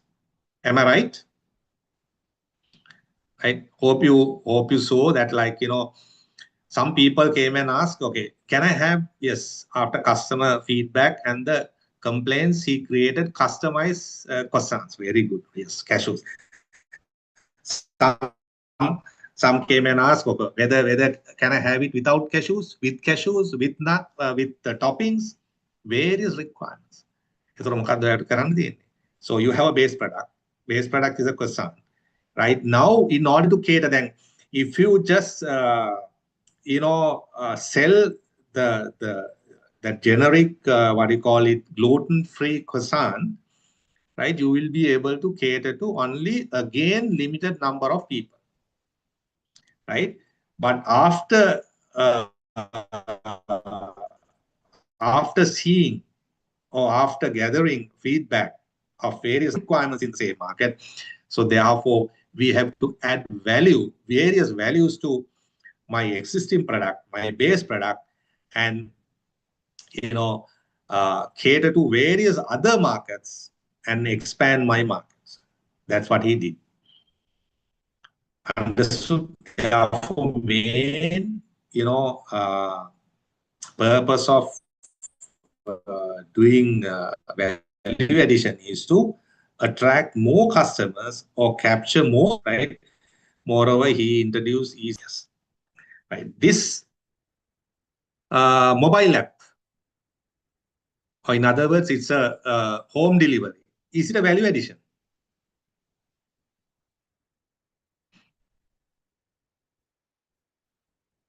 Is it a value addition?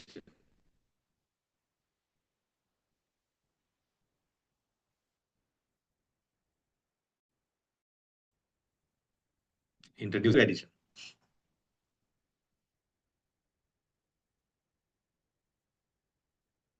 Yes or no? Yes. Yes, of course. It's a value addition, right? Value addition is not only, changing ingredients or adding new ingredients or what do you call it? You can even change the shape of, no, those are also value additions, but these are also value additions, right? So what are the other ways of, in addition to, changing ingredients or changing the shape or changing the colors or by giving, offering various other services like home delivery? What are the other ways of doing value addition to your product? Right? This is one way. They may project. Right? These all these right? Packaging all were designed by my team. Right? This is for moringa tea. Right? Now, if you take this one, is all three are moringa infused with cinnamon, then the lemongrass, and third one is chincho. Right? Now, this is another fantastic example for value addition. That is you add some ingredients and introduce a value to the product. That is a one way of doing value addition. Right. Let's take this.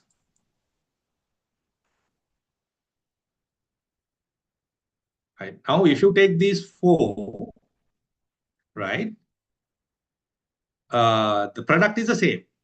What's the product? Ceylon herbal moringa tea infused with cinnamon. But if you look at the design, packaging designs, four different designs.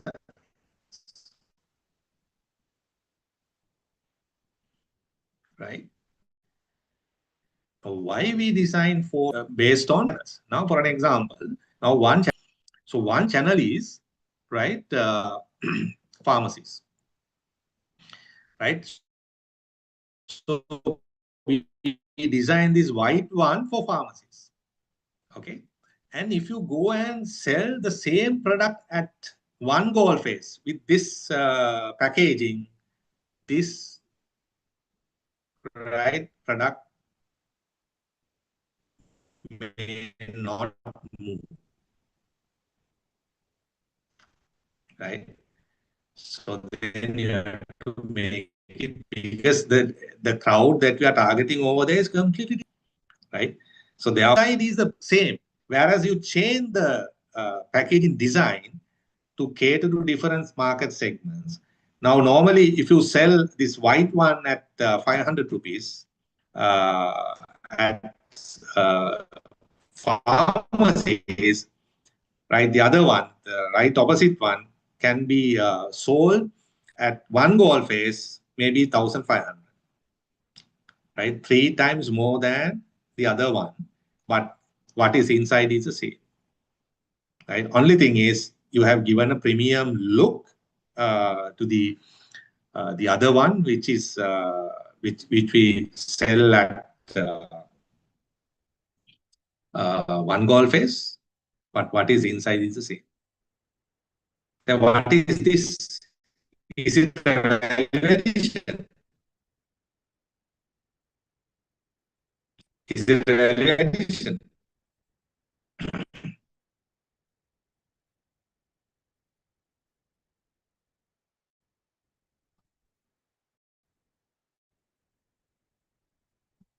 Value addition through packaging, right? There are methods to add value to your product.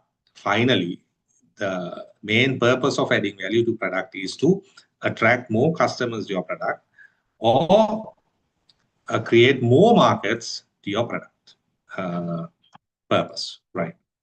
Then next one is product diversification, right? So it could be horizontal diversification and vertical diversification. Again, the main purpose again for the product diversification is to attract more customers to your organization or to your products, and at the same time increase the customer base. Sorry. Right. So product diversification is, now if you take horizontal diversification is like, now if you take these 5 products, base product is the same, coconut. But using coconut, you create different other products. Coconut cream, coconut oil, coconut milk, coconut water, and shampoo.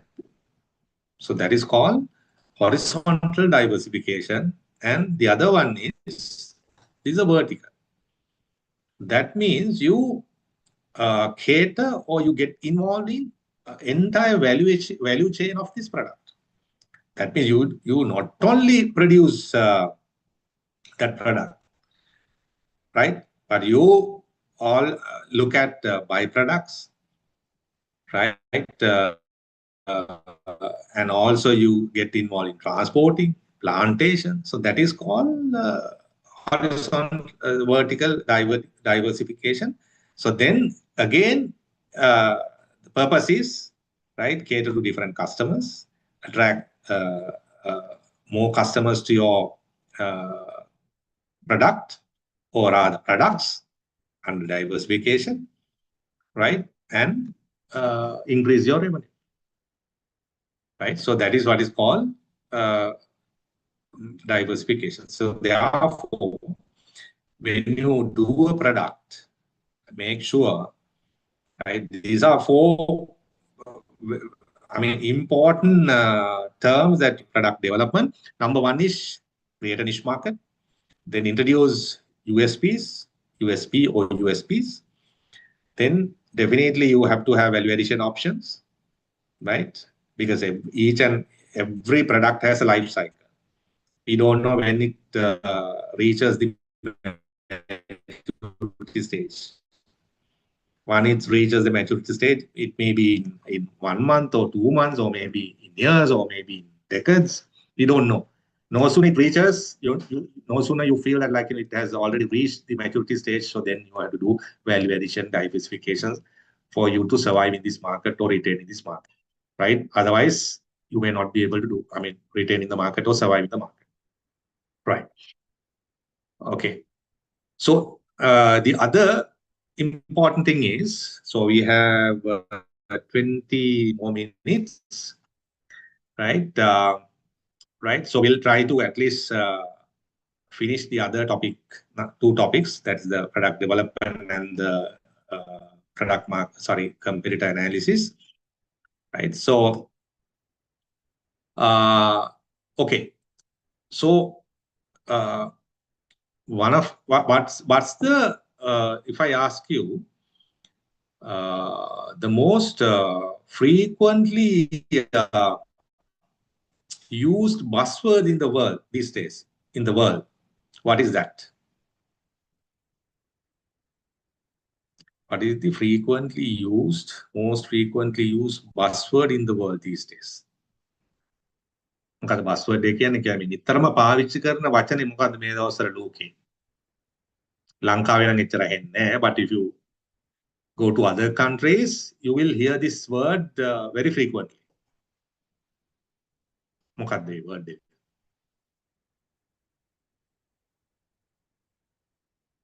Can you guess?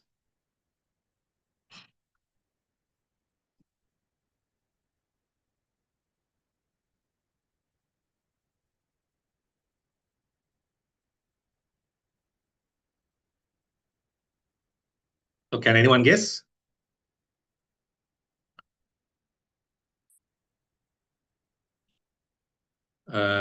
AI, digital transformation and sustainability. Yes. ඔය ටික තමයි අපට ඇහෙන්නේ. Mainly AI and sustainability. Right? Mainly sustainability in if you go to Europe countries, right? Europe, of course, sustainability is the buzzword these days. Because of this climate change and all these things, they are really concerned about their environment, right? Because they face a lot of challenges, and now they have I hope that you all know, right? So they have recently passed resolution in the European Union to make Europe carbon neutral by 2050. 2050 වෙනකොට carbon neutral වෙන්න තමයි කට්ටියගේ plan එක සහ it's a policy. Because of that, now they have introduced various standards for their imports. In other words, now our exporters are facing will definitely face a lot of problems in future, because now they are going to introduce a lot of new standards, environmental standards, right, for their imports.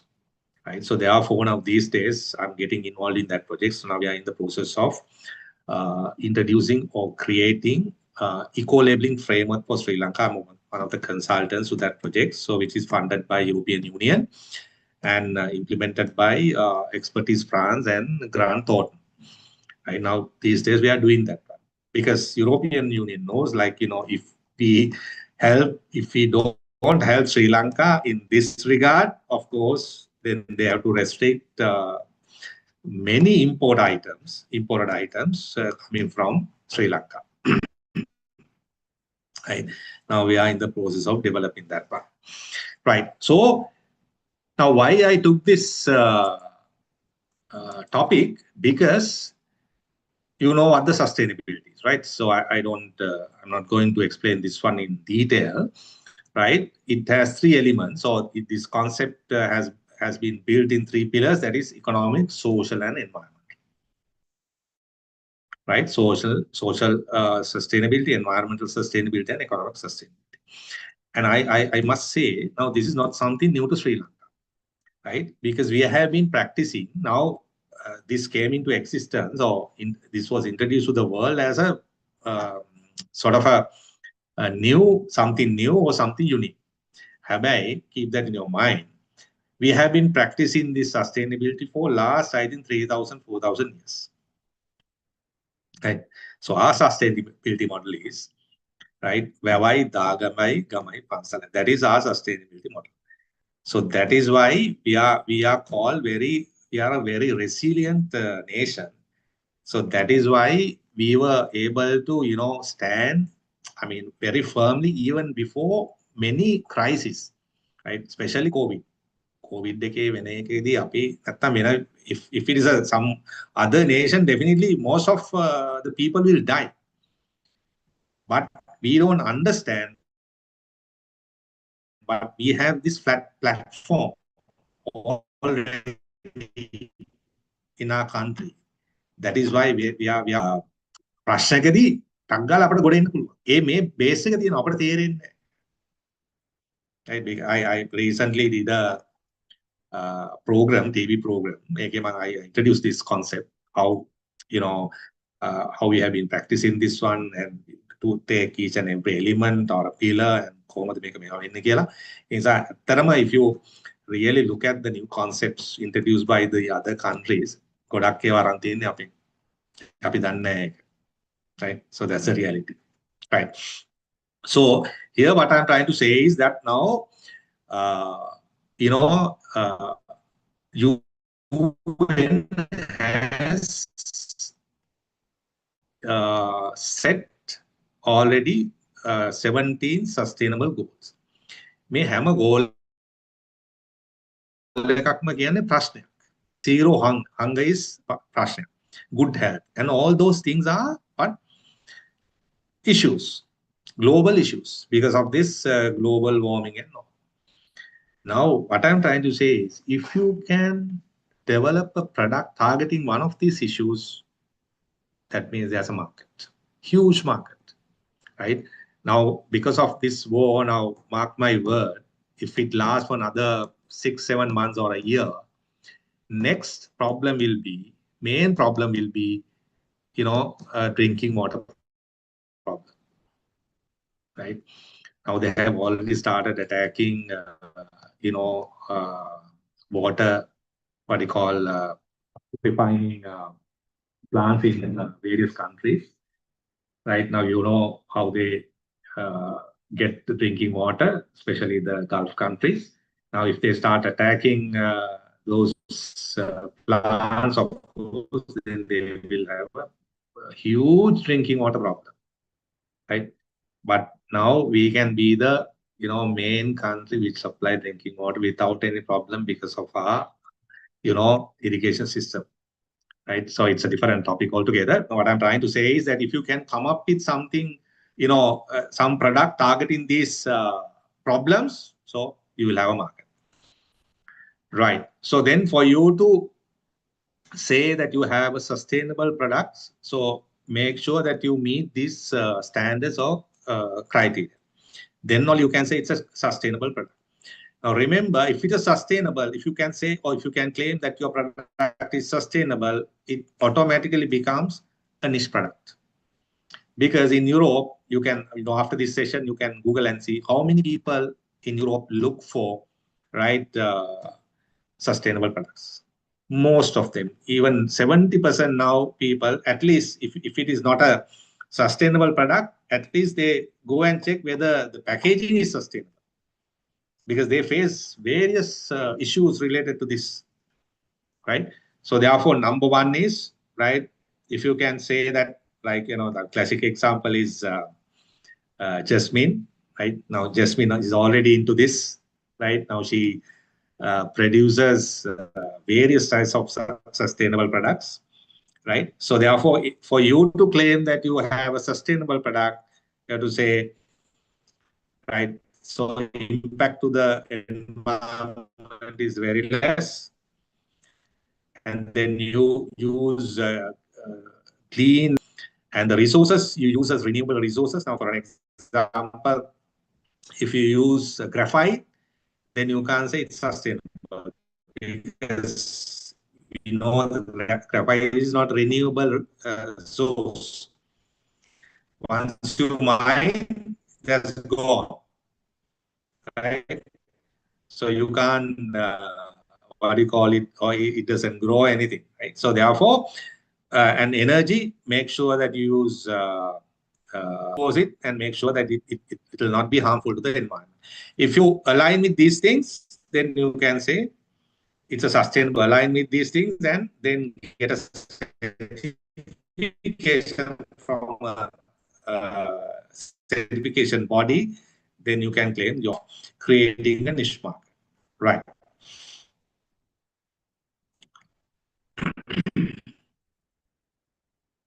Right. So I'll skip this one. This is actually, since we don't have time, right? Now we are moving to a very another important section. So that is the competitor analysis. Okay. Right. Okay. Now we have Jasmine. Can I have another 10 more minutes more? If all are okay with it? Yes, possible. Right. Okay. And I just want to get your feedback. Okay. Any questions so far with regard to product development before we move on to competitor analysis?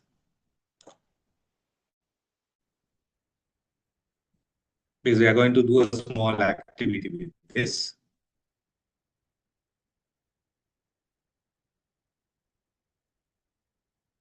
Any question?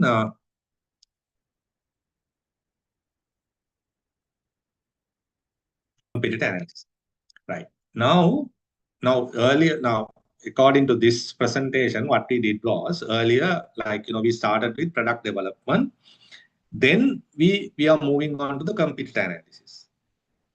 But if you want, you can first do the competitor analysis and then get some ideas and do the product. Both ways possible, right? But what I would suggest is, okay, first you come up with your own idea, product idea, and then do the competitor analysis. Then you will see, okay, I may not be able to sell these products as it is, right? So then I have to do some modification, do a value addition. Maybe you have to add some ingredient. Sometimes you might have to change the shape or whatever. So that you can get it from this competitor analysis. And the other important thing is the feedback, right, of the customers, right? So now when you do the competitor analysis, you can look at that aspect as well. Now, for an example, so I consulted one company some time back. He was into this Kitul business, right? He started with Kitul trickle, Kitul, what do you call it, jaggery and all those things. And somehow he was able to capture some markets. And then later, right, he one of their B2B customers suggested, okay, why don't you can't you come up with a spread like Nutella, right? So that's, it's very popular in the market. It's a spread, right? Then he has asked whether you can come up with a Kitul spread.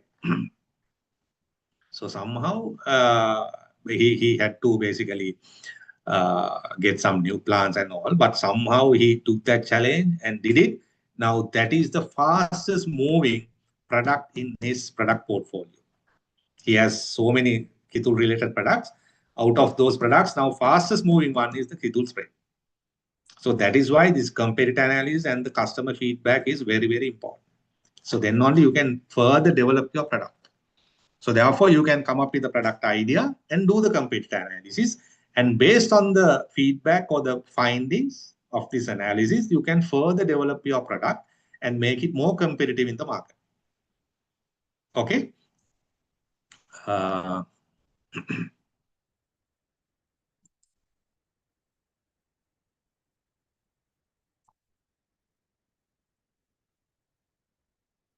Right.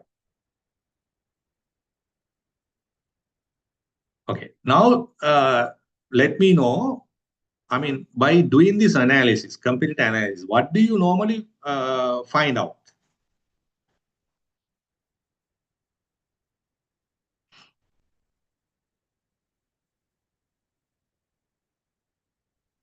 The product changes requirement and the market. Yes. Yeah, I think number one is product changes required. Right? Changes required to your product. I think that's the main advantage of doing the competitive analysis. Right? For you to remain competitive or stay competitive in the market, then okay, you have to make these changes to your product. It could be a value addition, it could be a diversification, or it could be adding or introducing a value addition, USP, creating a niche market, could be anything. But those things you can gather, right, after carrying out a better or proper competitor analysis, right? So normally, what you normally find in a competitor analysis is these things. Right? So what it covers that mainly product fit, market formulation, claims, packaging, and prices, and various channels through which you can push your product, compliance requirements, right? Different expectations of the buyers, right? Reviews and so on and so forth, right? Okay. Now, how do we do this analysis? That's the other important thing. Based on what?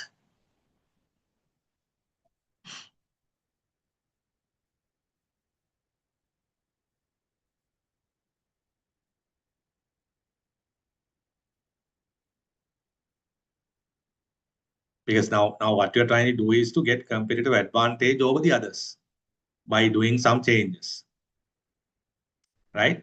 What you need to mainly identify. Now you're going to sometime this competitive analysis for a product or maybe a customer. I mean, your competitor as an organization, right? What now for an example, right?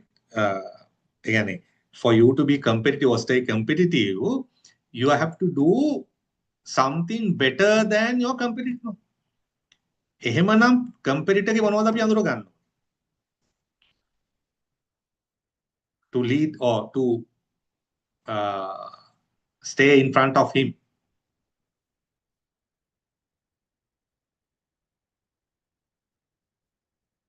Can you understand what I'm saying? Again, now main purpose of doing the competitor analysis is to identify some areas and come up with a better product than your competitor's product. And what do we need to understand? Yes. Now someone has said SWOT analysis. Yeah, product offerings, features, quality, and USPs. The best thing is a SWOT. We have to do a SWOT analysis. So let me tell you a small story. Then you will clearly understand what this is. Right?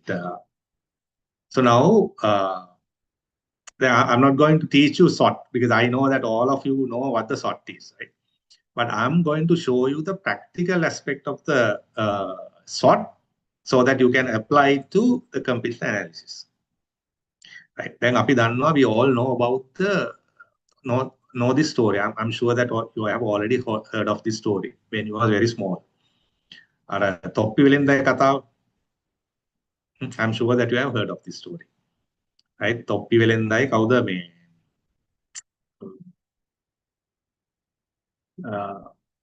monkey and capsule.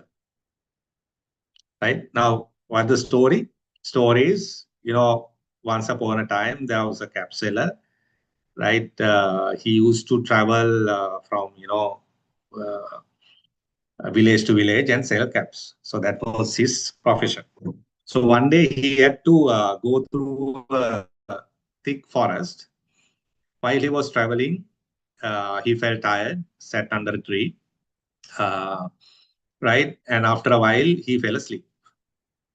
Then when he got up, he was surprised to see this bucket of caps was empty. And he was so scared, he couldn't figure out what has happened. So he looked here and there, he couldn't find anything, he was so scared. Then finally he looked up. Then he saw monkeys wearing caps, right? So then he sort of tried out various techniques to get the caps back, but he couldn't. But later, he realized that monkeys are imitating, right? Then what he did was he took his cap. He was also wearing a cap. He took his cap and threw it on the ground. Then what happened was, since monkeys are imitating, so they also did the same thing. They threw all their caps onto the ground. Then immediately, this guy, capsuler, collected all his caps and, walk away. That's the story. Now I'm asking, okay, in this particular instance, in this story, don't you think that this capsuler has done a SWOT analysis?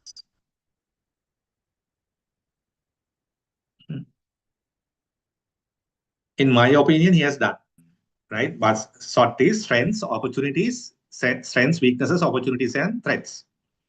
Right? Strengths and weaknesses are internal, whereas opportunities and threats are external. Right. Now, if you take capsuler, what was his strength? Can someone say?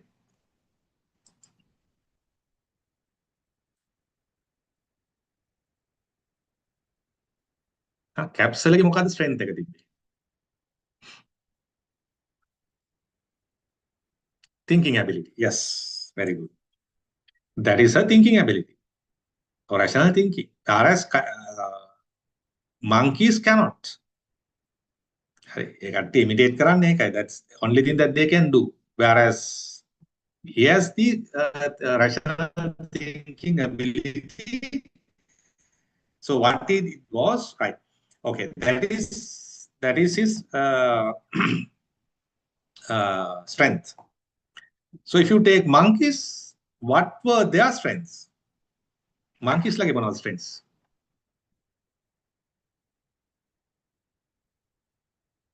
Yes, quickly.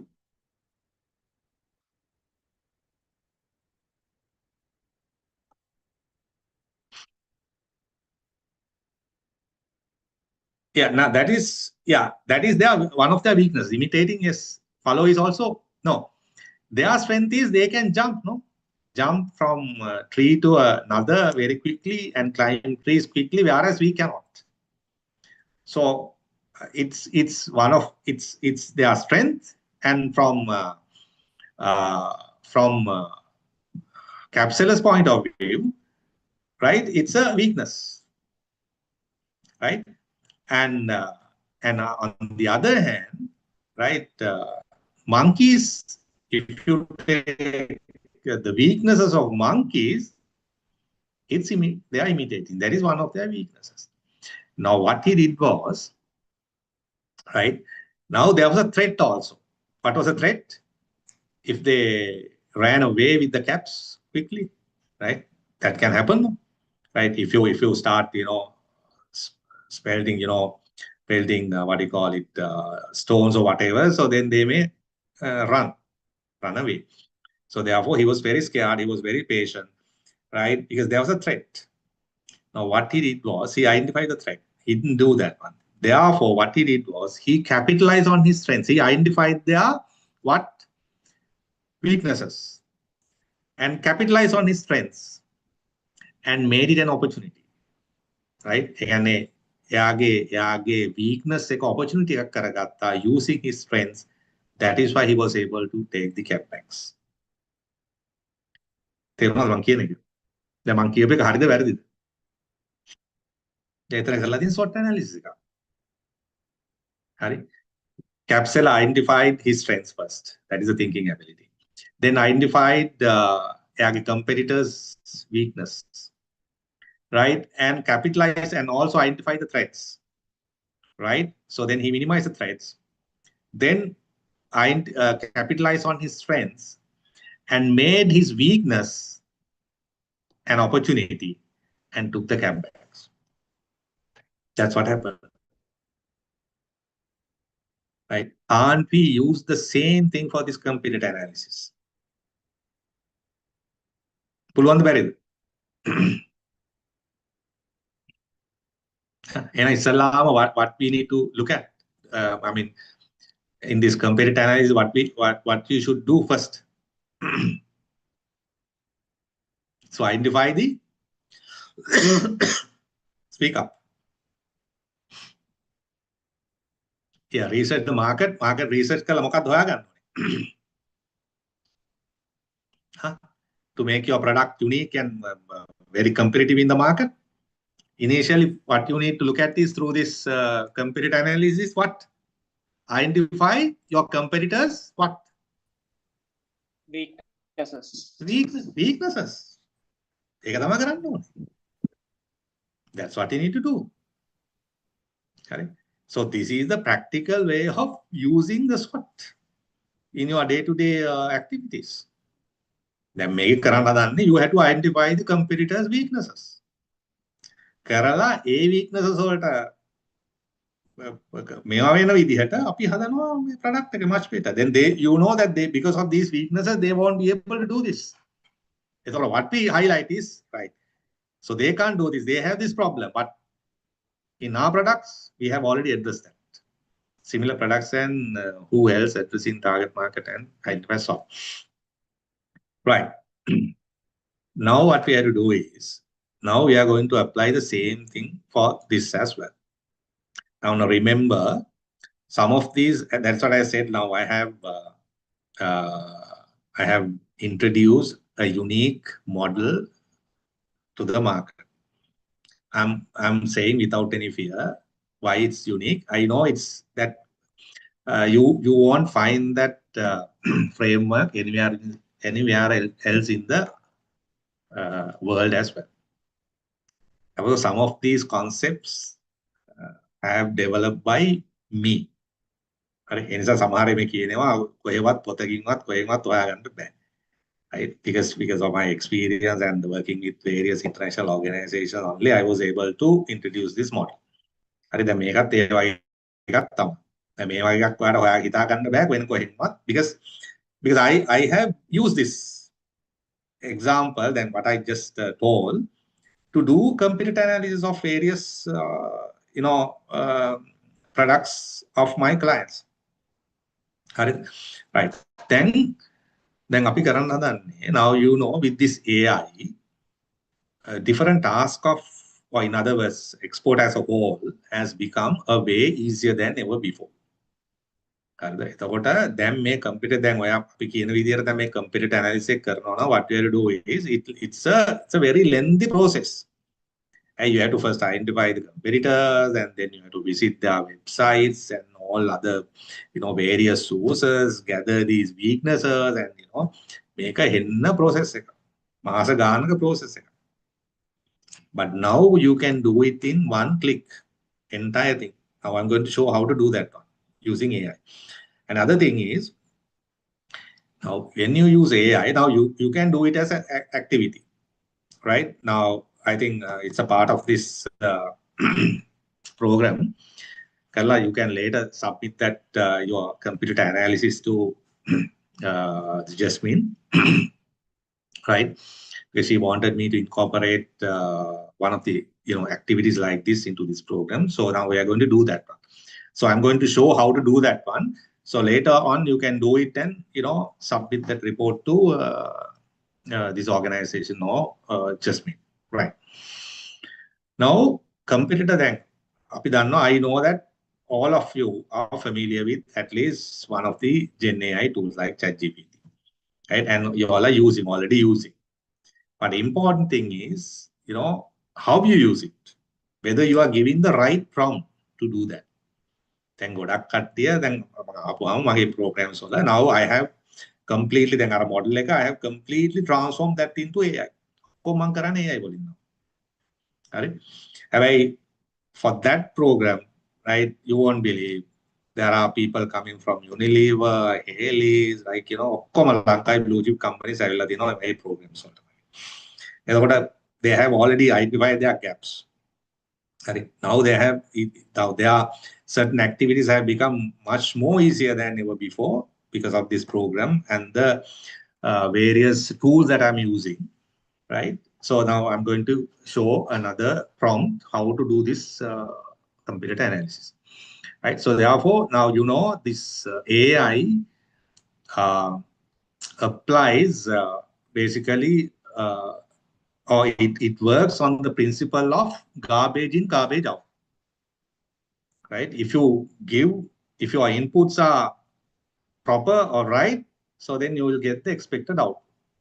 But if you don't know what the input that you need to give to the system, right? So then you can't expect the what you call the right output. So therefore, that is why the prompting is very, very important. So I'm going to give you a prompt, right, to do this analysis, right? What you'll do is, I'll first show you the framework, right? This is the framework, right? When you give a prompt, so it has 4 elements, right?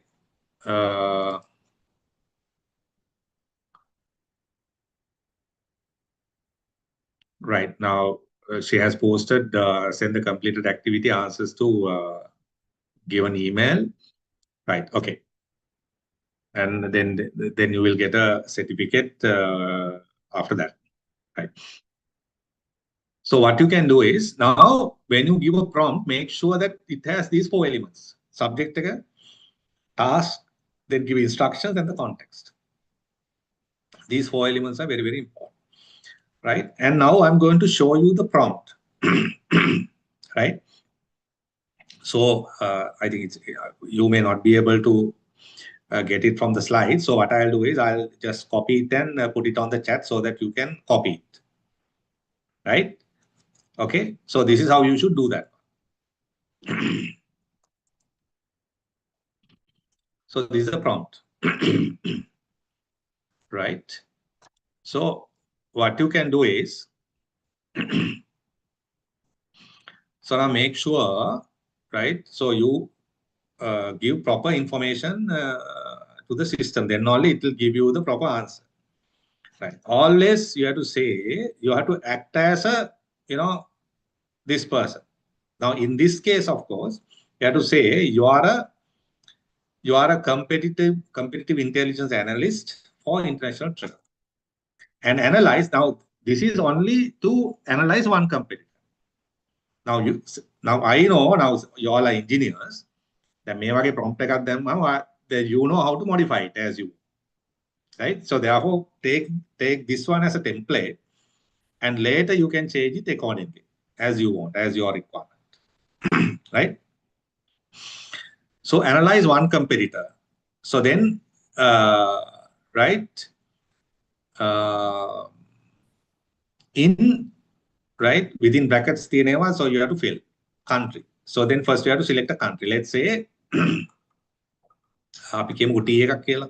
Let's say Dilma. Now you are a Dilma, right? And you're going to analyze the, you know, one of your competitors, that is, let's say Lipton, right? Those country is USA, right? And for product, now here what we have to say is clearly you have to say this is, right, this product. You know now how AI works, right?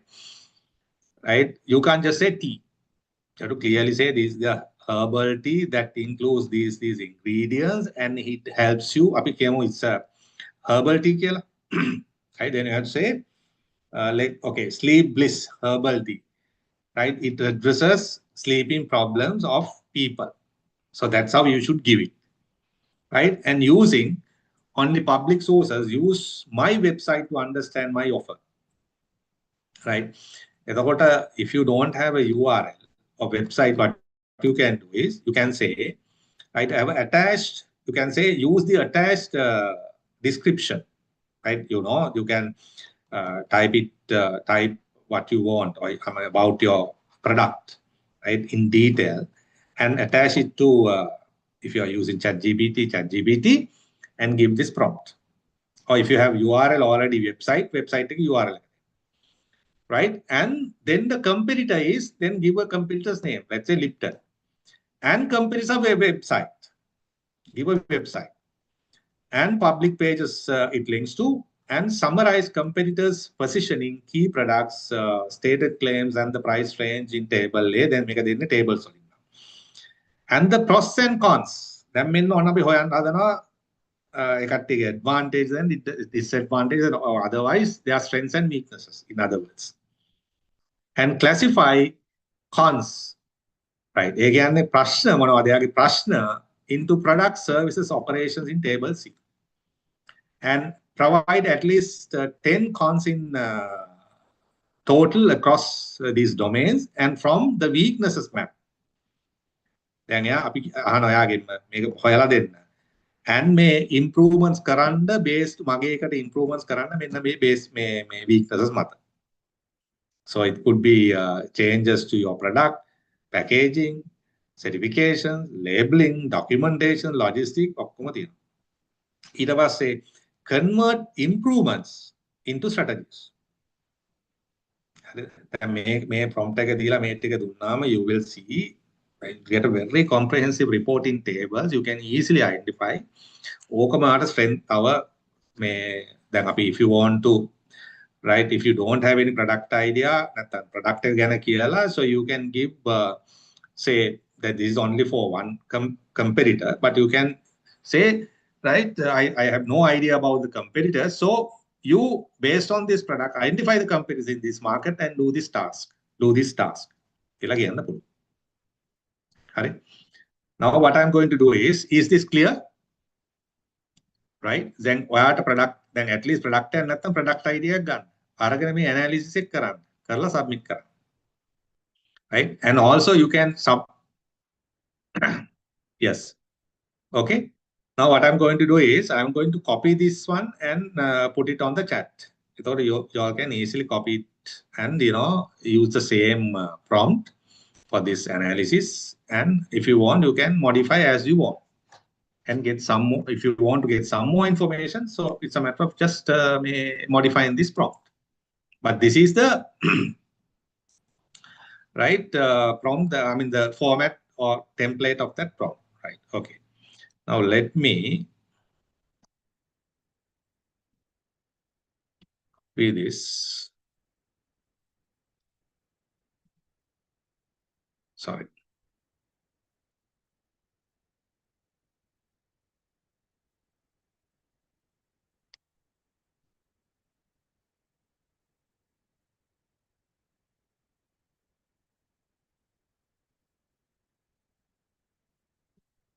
Right. Now I'm going to,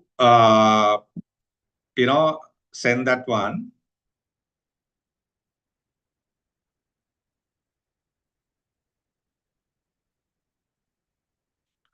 Only problem is it has exceeded number of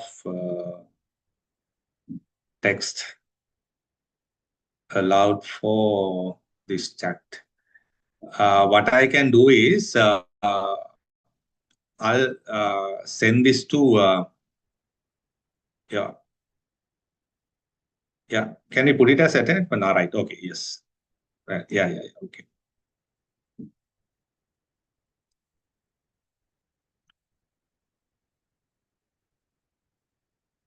Right. So give me a second.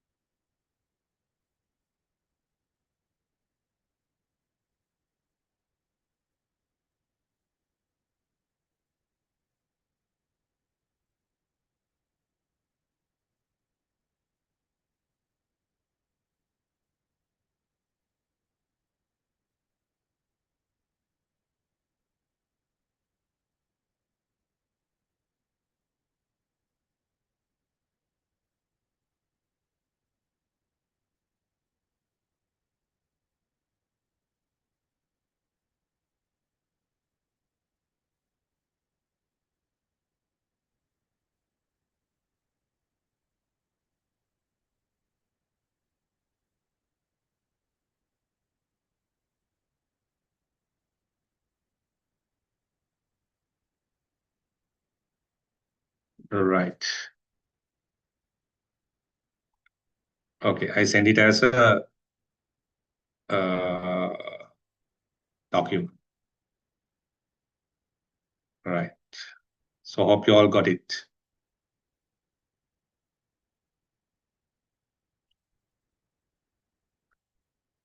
Right.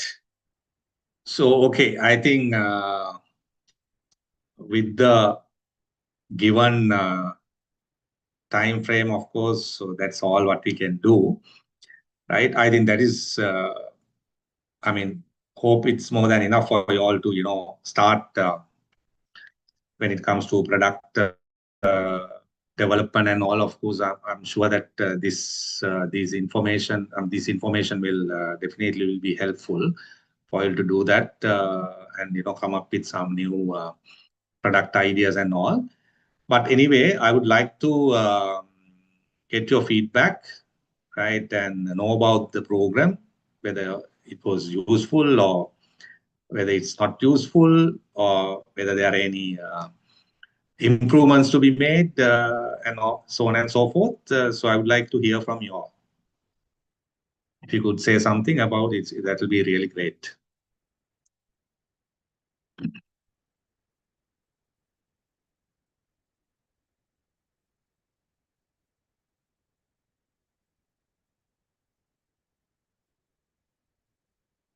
Actually, it's a great pleasure to be here, and also I would like to thank you for your expertise sharing with us.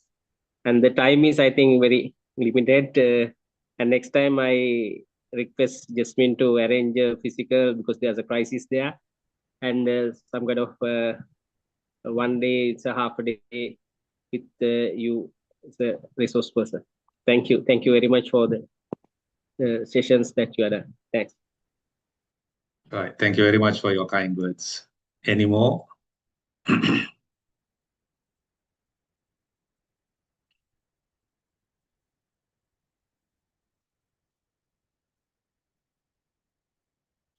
right.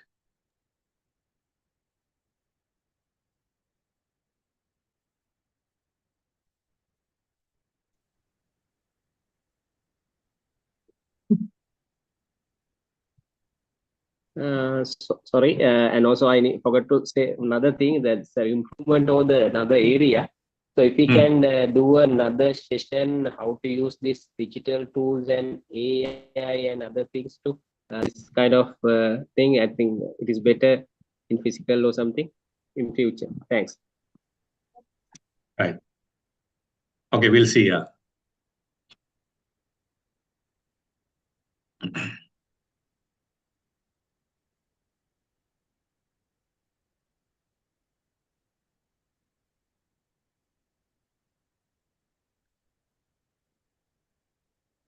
I must thank you, Upul, for being here and sharing his expertise and also insights with everyone who are very,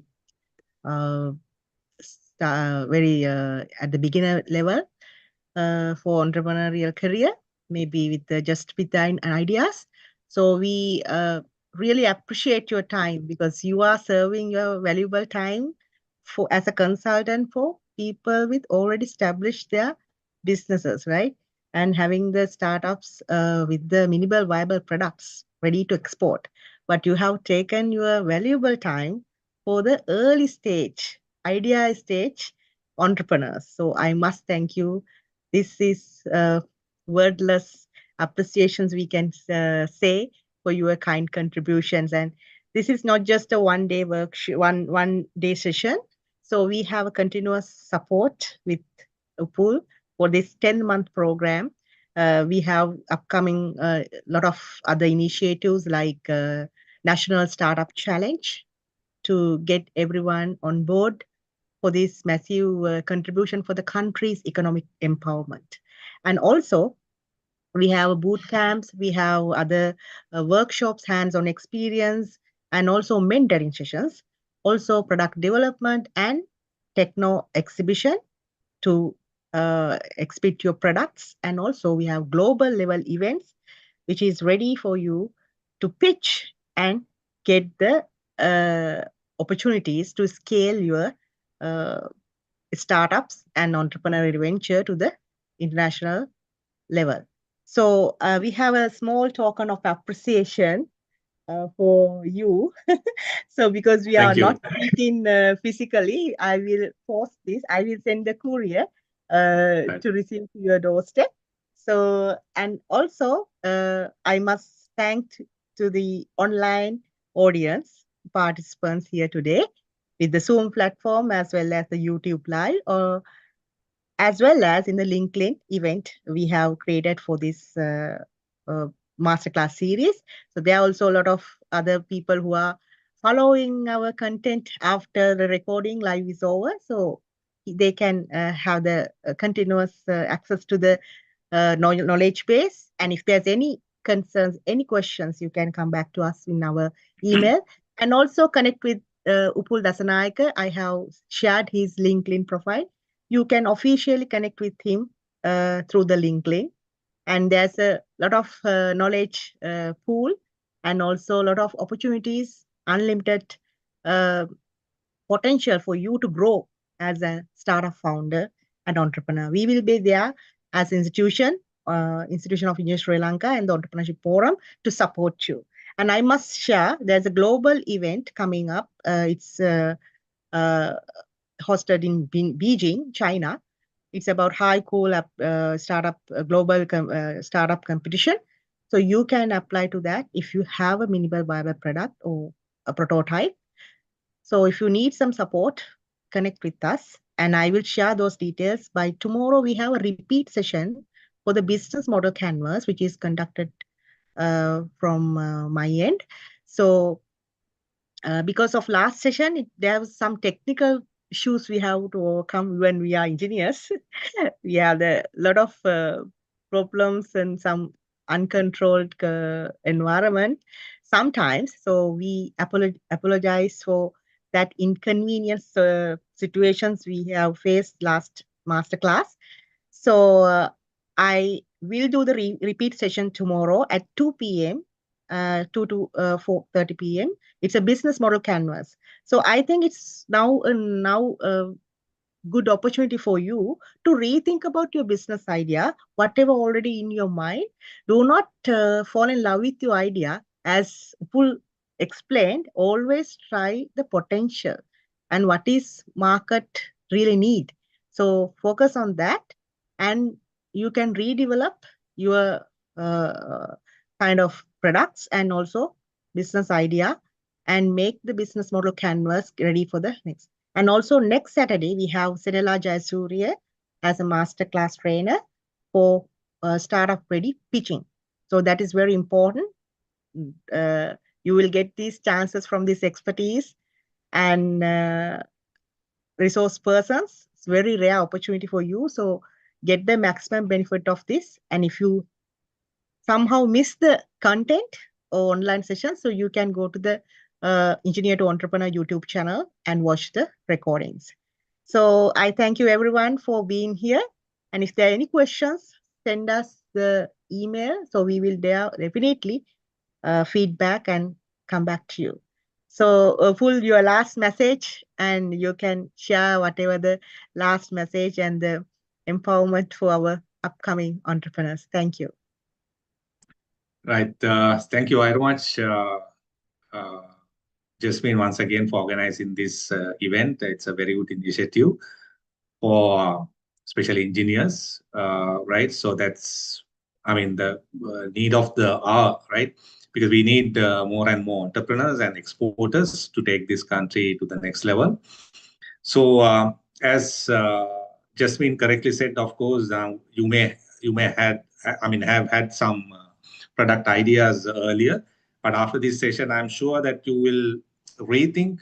You can further sort of develop your product idea and come up with a niche products or a unique product. That is the whole idea of organizing this event.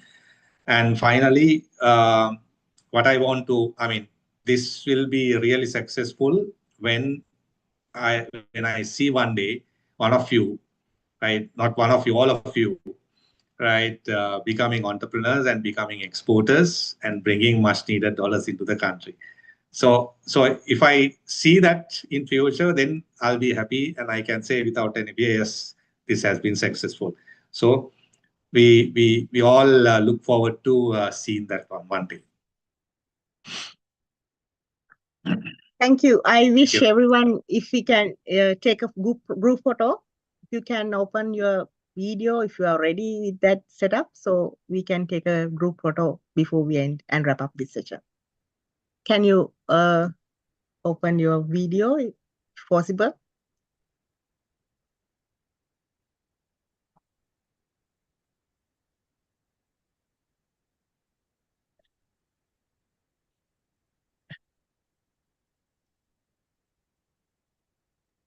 So we cannot open video. Maybe some restrictions, right? Doesn't matter. So tomorrow we will get the photograph with our all the audience. Yeah, maybe with the technical issues, sometimes it's distracting with the others. So anyway, thank you.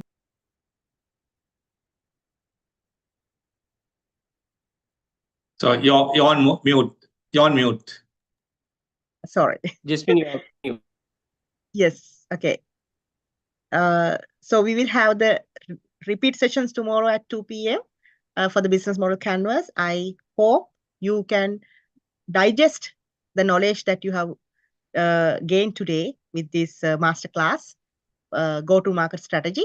So before everything, you have to know your USPs, value propositions, and also moreover, your computer analysis as well. So you know what is your market environment. So with that in thought, you can definitely make your strong business model canvas tomorrow. So I hope this will be more helpful. We are contributing our valuable time for you because we want you to empower and go to the next level and support our economy, our country's development. As Sri Lankans, we have a very good opportunity due to these crisis situations. So don't ever think about this is a disaster and this is kind of the end of our lives. So we always be optimistic and think this is the great opportunity we all have, and we must tap this untapped potential and take this as opportunity to go to the global market as Sri Lankan entrepreneurs. So I wish you good luck, and we'll meet the next class and master class tomorrow. Repeat session, business model canvas. Thank you, everyone. I wish you good luck. Thank you, Jasmine. Thank you, Mr. Go. Thanks. All the best, right? Thank you. Thank you so much.